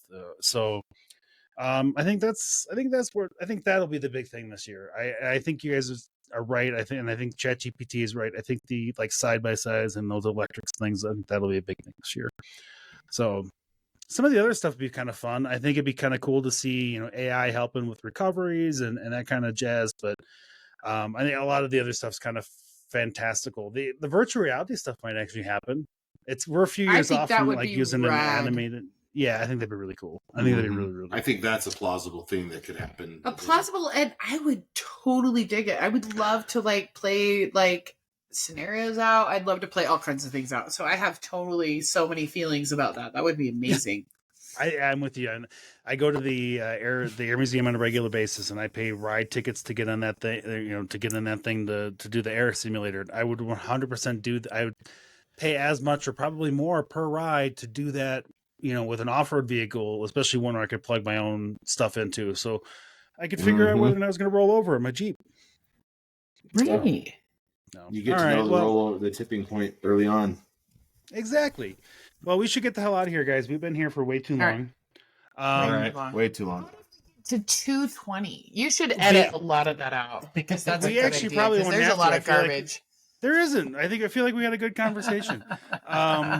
So if we managed to keep you for the full 2+ hours of our conversation here tonight, and you've got a prediction for 2024, please hit us up on thetrailheadnetwork.com, info at the Trailhead Network, the Trailhead Podcast on Instagram, 71. Leave us a voicemail message. We'd love to play it live on the air for anybody. If Jason's not here, we'll hold it just to get him to react to it. But leave us a message at 719-408-0132, and we'd love to have you on the show. So yeah, visit us on the website and go from there. Anything else, guys? Nope. We got pizza right there, so I gotta go eat it. Oh, I'm jealous. I'm hungry as hell right now. All right. Well, you guys have a good night. A shot or a drink. Finish up our liquor if you have any left. Let's do a parting shot real quick. Hold on. Is there another shot glass here? Jason, you're not here, and you won't listen to this, but I'm going to tell you, we're going to do our shot for you right now. Just a touch. There's enough alcohol left in here for me just a touch to hit this real hard. Yeah, there we go. But you got a Utah shot. I didn't get a Utah shot, and Jason, you got a Utah shot. I love that. That's fantastic. A baby shot. No more than 1.25 ounces. Cheers. Cheers, everybody. All right. Well, thanks, guys. Have a good night. Bye. Thanks. Good night, All right, everybody. bye. Good night, everybody. Thanks for joining us at the Trailhead, everybody. See you next time.